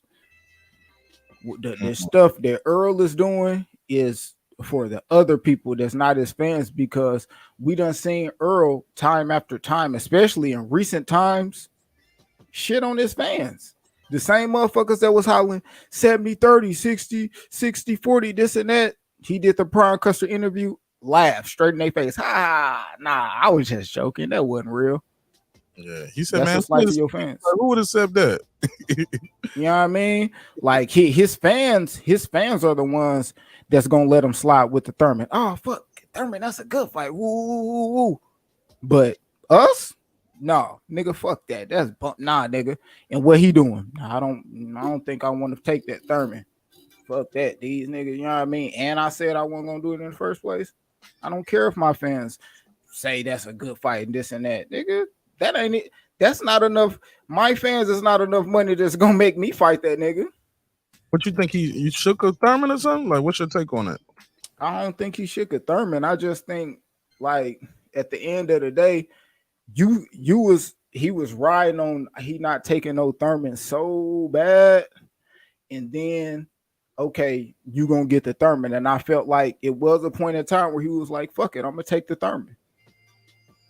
But that time was so short-lived before you hear the backlash, before you was able to sign and all that shit. Bud already hitting you like, hey, you gonna spin a block before the year up and he can sign and all that shit. Hey, you gonna spin a block, and boom, that's out there. You just can't gracefully take that Thurman and think that's gonna be cool. Like, nah, we're not cool with that. You and Bud, like, and that's where the effect where people really, or were Earl really starting to understand that your fan base and Bud fan base are the same fan base, my nigga. Like, you just got the ones that's picking you and the ones that's picking him. So you taking those fans and going to fight Thurman, bro, it's a gang of motherfuckers that's your fan and a Bud fan that's like, bro, that Thurman and Earl is not it, bro. Like, I'm an Earl fan, bro. That Thurman and Earl is not it, bro. You're not gonna get my money at all. That undercard better be crazy. You know what? And it's not going to be crazy. You know what the naysayers will say? Well, it's a better fight than Rocha. It's a better fight than David Avenesian. What's your take to that? It ain't a better fight than Bud, the same nigga who said spin the block. And that's where I'm standing at that. I don't care if you didn't like the Rocha and shit like that. I paid for the Rocha, nigga. Fuck you. Nigga, I'm not going to pay for that Thurman and him. And shit. And Earl probably, hey, Earl. Nigga, I'm in San Antonio. Hey, nigga, nah, it's not happening, bro. It's not. Oh, me, like, he hear us, bro. Like I say, he don't care about his fans. He care about niggas like us, our opinions. If they believe it or not, I believe he care about the shit Q say, the shit that Mark say, the boxing fans like that. He care about that. We the same niggas that's gonna be going to the barbershop and talking our shit and spreading this out, bro. Point blank, period, bro. You're not gonna get it by it. You're not gonna pull the wool over the eyes of those fans, and you don't have a big enough fan base to reverse it. Cool, you got a cool fan base on YouTube, but Earl don't live on YouTube, my nigga. Earl still go to the real world. Earl still out here every day, and when he go out there, them same people, when you fighting Bud, when this and that, when this and that. And if they ask you when you fighting Bud and they know Bud said, hey, spin the block, and you say, I ain't fighting him, I'm fighting Thurman. Why you doing that? Because he fought Rocha. Yeah, that ain't. Stop it. Yeah, that No. That's who he's seeing in real life. Like, the internet shit is the internet shit. We already seen Earl come out. That's why I'm gonna say again, he don't care about his fans. We done seen Earl come out and shit on YouTubers. Them his fans, bro. The boxing egos, all them niggas that push that bullshit for him, we done seen him shit on them same people. Like, what are you talking about? Like, I don't follow homie. I don't know what he be saying. What he do?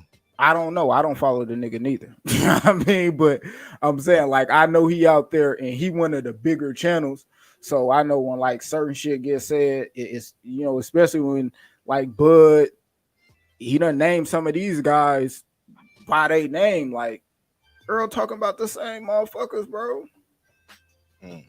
It's not like they can think what they want to just because, oh, most of my shit is leaning for Earl. That don't mean shit. He's not watching your videos. He sees some of them. He might see some of the shit that people send to him, but a motherfucker is not looking through all. Earl not going through watching all the shit that's people saying good shit about him. He know you saying good shit about him. That's cool. Let me see them hating ass niggas saying shit about me. Let me see that. Oh, she bullshit. And he gonna say something like, "Come on, man, like." I don't like he don't care about his fans like that, bro. He shit on them all the time, bro. Like, so that's why I feel like ultimately the Bud fight is really where he at with it, bro. That's the stance. He know that's his money fight. He know that's the legacy fight. He don't want people talking bad about him, bro. But I'm gonna let Food Revolution get on, and I'm not gonna watch the recap. Because I haven't finished watching. I haven't finished watching them. It's gonna be a members only episode anyway. Oh, okay. Oh, damn, you just shit on me because I ain't no member. Yeah, that's only for the members. Yeah, I know, because you don't fuck with me. You took my wrench and shit, so I'm you supposed to have one back. I square your way right now. You good? Nah, you good. Nah, man, but yeah, man. I'm a broke boy, man. When I get monetized, there you go. Yeah, I mean, when I get monetized, you already know, my nigga. I'm gonna be a member, but yeah, man. Yeah, man. Earl shitting on these niggas, man, and I just want to see him. Just Earl taking the fight, man. A lot of niggas' videos gonna have to go on private. All that duck shit, all that he signing the Oscar, and he already got this. Like that shit ain't aged well at all, nigga. Aged like milk, my nigga. What you think of Bernard Hopkins saying, hey, look, after this fight, it's gonna open the doors to a lot of other fights. I'm about to be the biggest instigator. I thought that's what he was talking about right here too. Yeah, I think like, yeah, and I said on my channel, bro, I do think like Ryan and Tank making the fight, it do, like, as far as boxing, it do open the doors for a lot of other shit to get made. And for them to set a standard, a trend that big fights need to happen, regardless of what promoters think, regardless of what these managers think. You know what I mean? Leonard Smeller came on. Why y'all be messing with and he said, like, man, if it was up to Ryan promoters, the fight would not go down. He said that. I think he repeated it twice. And then I thought the same time, Tank don't got y'all as no promoter. So now I know that's why the fight going down, because y'all ain't in control of his career. Tank took that shit into control. While they was there. I'm saying why were they there? Why was Leonard Ellaby there? Why did he get a chance to speak at the podium? He literally had a seat at the table on Tank Davis' side. Why is he there? I don't know. I think they wanted him to tell that Ryan story. Man, they didn't need him there to do that. They didn't have to fly all the way to New York to do that. Oh no, man! He wanted to show niggas his new beard. I don't know why the nigga was there, bro. I mean, could it be he's still involved? Like his Calvin Ford. He said you got Golden Boy, Oscar De La Hoya, and then you got GTDT. And that's basically also Mayweather's. That's what he said. He said it's basically better known as Mayweather's. I think that's a piece. Like, you know what I mean? Not signing the Mayweather is not letting Floyd get double paid off you. You know what I mean? When I'm still with PBC, and that's still Floyd. Like, niggas already know. Like, if you can't mention Al without Floyd, Floyd without Al. That's just how it go. He gonna get paid, whether you think his name on the check or this or that, whatever, bro. That's Floyd, point blank, period. You know what I mean? And I think that's probably why he was there, because, you know, you still got that. You know what I mean? But that's it. I don't, the fight got made not because of no damn Schmellerby. You know what I mean?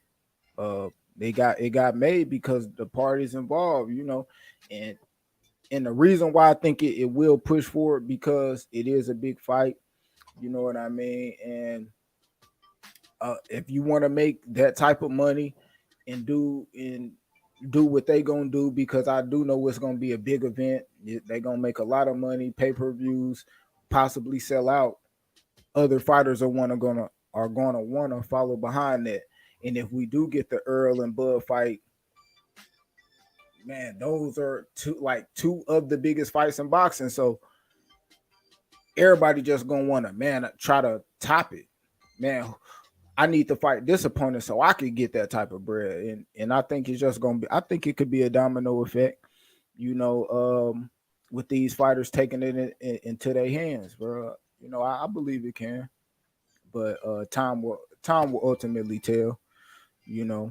Everybody got to get treated right. Pittsburgh T, he said it's okay for Ryan to have Golden Boy, but not Tank to have equal representation. What the fuck? That's what he said. He said the fuck. What you mean? Tank, not Tank. He said because I guess LB being there. I was talking about like if they're not GOAT. That's a good question, Pittsburgh T. I'm kind of confused now. I don't know if he was talking to me or you. No, I thought he was talking to you, but he might be talking to me. I'm just saying if you're not signed to the guy, like, hey, look, I don't go into my new job with my old boss with me. You know what I'm saying?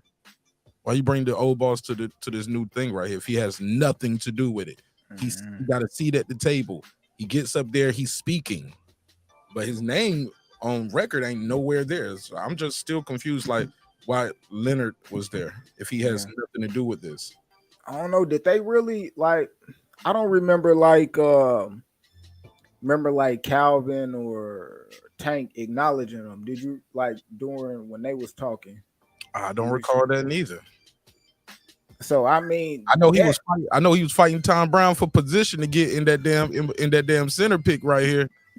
He was fighting for position to get right there. You ought to watch that video again. Watch when they walking up. You can see him and Tom Brown kind of shoulder to shoulder. You can see him edge up a little bit, trying to squeeze in there. Yeah, I think I got his picture. Actually, he sped up on Tom Brown. And it's like, hold on, let me get right here, bro. Hold on, I got you. Let me squeeze by you. It ain't the same, it ain't. Yeah, I don't know, bro. See, that's why I think like it. I don't really think they fuck. Man, matter of fact, I know Tank don't fuck with that nigga like that. Cause I don't care if he, you know what I'm saying. I don't care, but why is he there then? If he's not involved, that's more of a reason. I don't know. See that's why I think like that's probably people telling he need to leave Mayweather. I wasn't one of those people. I was like, Mayweather made this kid a star. Y'all wouldn't even know Tank Davis if it wasn't for Mayweather. Sorry, I said it. Being with Adrian Broner wasn't gonna get it for him. But yeah, here you go. Look at it. This when they walking up. It looked like they posed, but Leonard was just walking like that, like he was a pallbearer. He threw that shoulder in front of Tom Brown, and once he got that shoulder in front of him, he just squeezed right on in that picture. He in the center like the promoter. That's the promoter spot right there, ain't it? Yeah, but I don't like the reason why it's crazy, like, cause let's see if he's there tomorrow, and let's see if he's there the next 2 days too. How about that? Yeah, I'm gonna pay close attention to it and see like the interaction between him and Tank, because I do remember. I know you probably remember. Remember when Tank in his last fight before he fought Hector Garcia? Yeah, his mom. He revealed that shit. Like Ellerby said like Tank gonna knock him out and shit like that, and he was like, that's when he knew it was over. So that's why I'm like, man, that. Even in them pictures, you ain't see Ellerby put his little arm around them, like, yeah, smiling, like, yeah, we got the Tank is just he behind him, just make sure I'm in the picture type shit. Only time I remember Tank mentioned it. Look, even when Tank spoke and he thanked everybody, he said he thanked everybody, Oscar, Showtime, blah, blah, blah. And he said, and my personal team as well, my personal team, he didn't go through the details. He didn't say, he said my personal team like 2 or 3 times. Also, when he did the interview afterwards and he apologized for being late, he said, I apologize to blah, blah, blah, the Showtime, da, da, da. He said, even Golden Boy, even Mayweather, that was the only time I even heard him say it. Yeah. It should be interesting. If Leonard Ellerby is at these next 2 press conferences, that'll be telling. And if he's not there, that's going to say something too. Yeah. But I didn't see that that TMT stamp on the backdrop and shit like that. So I seen the Golden Boy, I seen Ryan shit, I seen Tank. I ain't see no TMT stamp back there though. Pittsburgh T, I think you missing the forest for the trees. He said, there we go. That's what I was trying to say, Q. He's like, why complain about Tank's represent? We're not complaining about his. According to him, according to what we thought, he's not being represented by them no more. That's what we're trying to say. If you're with them still, that's cool too. For me, I don't care. It don't change what I think of the fight, or it don't change if I'm about to fight or if I'm a support Tank or not. So, but Golden Boy and Oscar being there for Ryan is totally different than, because we know he signed to them. That's obvious, you know. But the Tank, but seeing Ellaby there from Mayweather Promotions, you're like, why are you here? You know, I thought you didn't have nothing to do with this anymore. Thought you was that. That's what we're trying to say. So it's not about keeping the same energy. I'm just, you know, I don't have a bone to pick with De La Hoya, Golden Boy Promotion. I don't care. I don't have no beef with any promotional companies, any networks, none of that shit. I'm just curious why he's there. If he's not representing him, if he's there representing him, that's great too. Does that make sense, Pittsburgh T? That's what I'm trying to say. Yeah, maybe since I'm actually thinking like, since Floyd is gone, I mean, since Tank is, I guess, not with TMT no more, what does TMT have? And if TMT don't really have a fighter to put out there, then what is it for Leonard Ellerby to do? And it's like, all right, my nigga, you want to do some, go up there with Tank and shit for his little fight. Woo. But Tank has to agree with that, right? He signed off on that. He knew, he wasn't surprised like we were that Leonard was gonna be there. He didn't find that shit out the day of. I don't know. Mayweather Promotions have Andrew Tabiti at heavyweight. They got Luis Arias, you know that. Got Mickey Scala. Shit, that's starting to get a little low now. I mean, like on a big stage where you would actually see Leonard Ellerby standing behind them, because Leonard Ellerby, them names you just named, when they asked him who else y'all got besides Tank, he couldn't even name them up. Rolly. And if you go to their website, they still Rolly not with him no more. Oh, okay. He's gone. He's gone with Mayweather. Rolly said he not signed with them no more for like the same thing we were just saying earlier. Like he was like, the same thing too, and we saw him on stage. Shit, I mean, shit, we'll see. I mean, Rolly, he was like, why sign to TMT if Al really run both of them and I can just sign to Al through, you know what I mean? Like that, and be fighting on the same network and shit like that. You know, I don't know. Yeah. Well, shit, I'm about to slide, big dog. Give me your final thoughts, cause I'm about to do this members only episode, and we're gonna do the same thing tomorrow, because we got 2 more press conferences, so we're gonna do a media reaction tomorrow. Pull up for that one if you're not doing one. I'm gonna pull up. I'm gonna do a media reaction. As soon as it ends, we're gonna start the button. You know, so click the button. So definitely pull up for that. Plug your dope ass channel, let people know how they can reach you, follow you, and take us home, Q. Yeah, man. Y'all want to reach me? Y'all got any shit content y'all want me to talk about? Y'all can reach me at loststarterboxing5@gmail. You know what I mean? I'm gonna be going live this weekend on the Tony Harrison fight Saturday. I'll be live Sunday, doing my reactions and just talking about the news in boxing. And on Monday, I do throwback boxing where I, watch old school fights or whatever, we come across and just talk boxing. So that's Friday, that's Saturday, Sunday, and Monday. I go live. You know what I mean? Beat me there, don't beat me there. Lost Starter Boxing. Pittsburgh T said basically we picking on the black man. It sounds like he said, what fighter does Golden Boy have besides Ryan? Shit, they got Jaime McGill, they got Zerto. Who else they got over there? Who else? Golden Boy. Let me see. Shit, if they get Bud Crawford, they got something special right there. They got William Zepeda. They got Zepeda. Okay. Kid Austin. No. I thought Kid Austin. I thought he. Oh yeah, he is with Golden Boy. He is with Golden Boy. They got Jojo Diaz.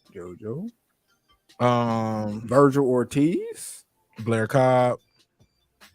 I don't know if y'all count him. Alexis Rocha. They got Rocha, Virgil Ortiz. Yeah, that's those. Yeah, that's some big names right there. Mosley Jr. Who else? Who else they got? Shit, that's a good one. That's a good little list right there. That's a decent lineup. Shit, they should be having belts on their side anytime soon, in the near future. Yeah. Floyd Schofield is definitely a gem. Zepeda is a gem. Rocha is getting in line. Virgil Ortiz in line. Gilberto Ramirez, he could sell some tickets. Light heavyweight. Hey, don't forget Gabe Rosado, man. Gabe over there. I got Gabe Rosado. I thought that's who. That's who Zerto fight. Yeah, I think Gabe a free agent though, so you can he'll probably doing a one-off with him. I don't think they got Gabe locked in. But we shall see. Shit, we shall see. Yeah, we shall see, man. Appreciate you for letting me slide through. Cobb left. Okay, Cobb left. All right. Oh, damn, I ain't know that. And Stephen Brimley said he just subbed to you, bro. So there you go. Man, salute my nigga Stephen Brown, man. What's good with you, fam? All it takes is one at a time, man. If you could go every episode you at, shit. You can leave with 1 or 2 people, shit. That you're doing all right. All right, man. We're gonna talk about some BMF on the members only side of the game. My girl, Food Revolution. Foodie, click the link, baby.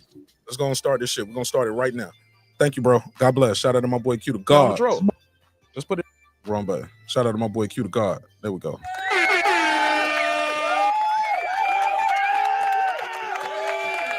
Confused. You could call him mediocre, but he's definitely they're more name recognizable than the Mayweather promotions. Like, and they in line for title shots like Virgil, Rocha, Alexis Rocha. Yeah, they in line. Shit, they in line. Jaime McGee, he's pretty much in line. And Floyd Schofield, he's rising. He's new. So shit. We shall see. We shall see. But yeah, Pittsburgh T, I ain't trying to pick on you, and I damn sure ain't trying to pick on Mayweather promotion shit. Like I said, I don't get into all the promotional shit. I don't really care too much. I'm gonna end this survey. According to the survey, 38% of you guys. Let me do the survey. Put this up here, and I'll put that on the community tab. 38% of you guys saying, "Hey, this shit is gonna do some numbers." Damn, y'all got it doing. That's what I'm talking about. Be positive, man.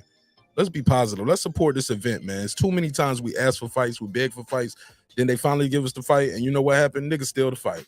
Niggas gonna steal the fight. After all that begging and asking for the fight, we gonna steal the fight. Come on, man. We got to do better than that. But here we go. 700K and above. 38% of you guys saying that. 400 to 700 is 33%. 200 to 400 is 22%, and 200,000 or less, 7% of y'all. All right. Yeah, we can do a watch party for the Harrison shit. I just need to know the time of it. What time the main event start? Because that's going to be on Saturday, right? I just need to know if it's Saturday morning or Saturday night so I can make sure I got a sitter for the baby. You know what I'm saying? I got to make sure my baby girl is situated. But other than that, shit, we can definitely rock out with that. I'm definitely watching that shit. I'm watching the whole card. I'm watching the whole card on that. I just need to know what time we get started. All right, so boom. All right, let's wrap this shit up, man. I'm gonna do a neighbors only roll call, and if you are a neighbor, we're gonna Food Revolution now. We're gonna chop it up. I don't know if we're gonna do a live. Food, we doing a live or we doing a pre-recording? I think we're doing a live. Is it a live? Shit, I just set it up. I don't even know what I set up. Did I set up a live or a pre-recording? Damn. Let me check. I think I might have set up a pre-recording. Is it gonna be a live though? Let me check. In the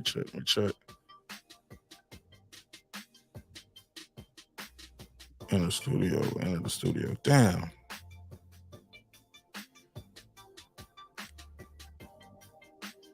Okay, it's gonna be a live. Okay, Foodie, it's gonna be a live, not a pre-recording. What's up, Food? You there?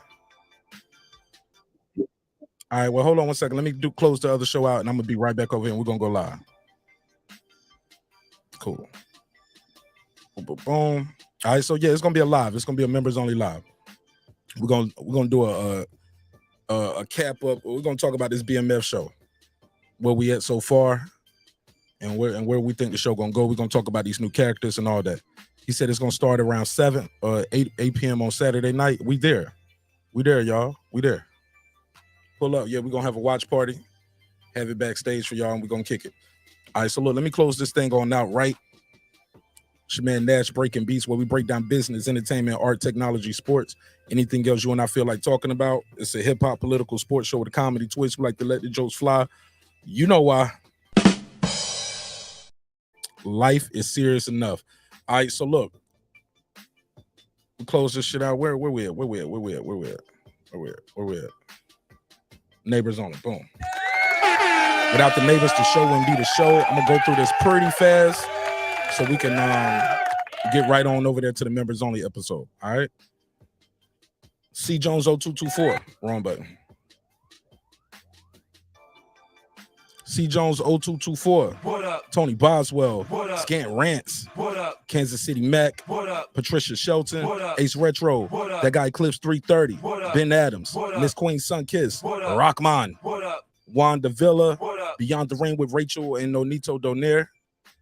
What up? True Media Today, USA Boxing. That's my guy, Coach Malachi Williams in Texas, doing big things with Kid Schofield right now. Shout out to Coach. What up, gangsta? Pudo. What up? Stephen Bateman. What up? Food Revolution. She about to co-host this BMF episode with me, and we're gonna have a good time chopping it up on it. Take a little break from the boxing and some hip-hop and talk about some TV. Let's do it. What up? TJR, What up? Matt Wade, What up? DJ, What up? Karma Serene, What up? Ill Status Boxing, What up? Tank the Sweet Science Examiner, What up? Beyond Above Media, What up? my brother Pittsburgh T, what up? What up? SF City Slicker, What up? I Know Boxing, What up? Boxing Lounge, What up? It's Mex, What up? Rider of the Storm, What up? Here to There, What up? Taylor Bell, What up? Matty Yoel, What up? Cliff Bailey, What up? Con Shawnery, What up? Lisa Bell, She Never Fails, What up? Cooking with Sir Senior, What up? Cooking with the Champ, What up? on the mic with Terrence Bailey Senior, What up? HLD, What up? Brandon Washington, What up? Lady Shan Dundum Season, What up? D Bevel the Champ, What up? and of course the big fish himself, my good brother Dare Lincoln. What up, gangsta? Drinks require sleep, goals require effort. You can go to the description block of this and every video, copy a little piece of merch, get you a coffee mug or something, support the show, or you can run and tell your YouTube daddy I said it. And I meant that shit too. Hey, look, man, sometimes we're gonna agree, sometimes we're gonna disagree. But one thing's for certain, two things for sure, homeboy. Never forget this. I built this shit. Me. Brick by brick. And I'll be damned if I let you tear it down just because you don't like the way another nigga talk. And I mean that shit. I love y'all. Hope you love yourself. If not, guess what? God loves you. So does Martin Nash in the neighborhood. Members only gonna start right now. Peace.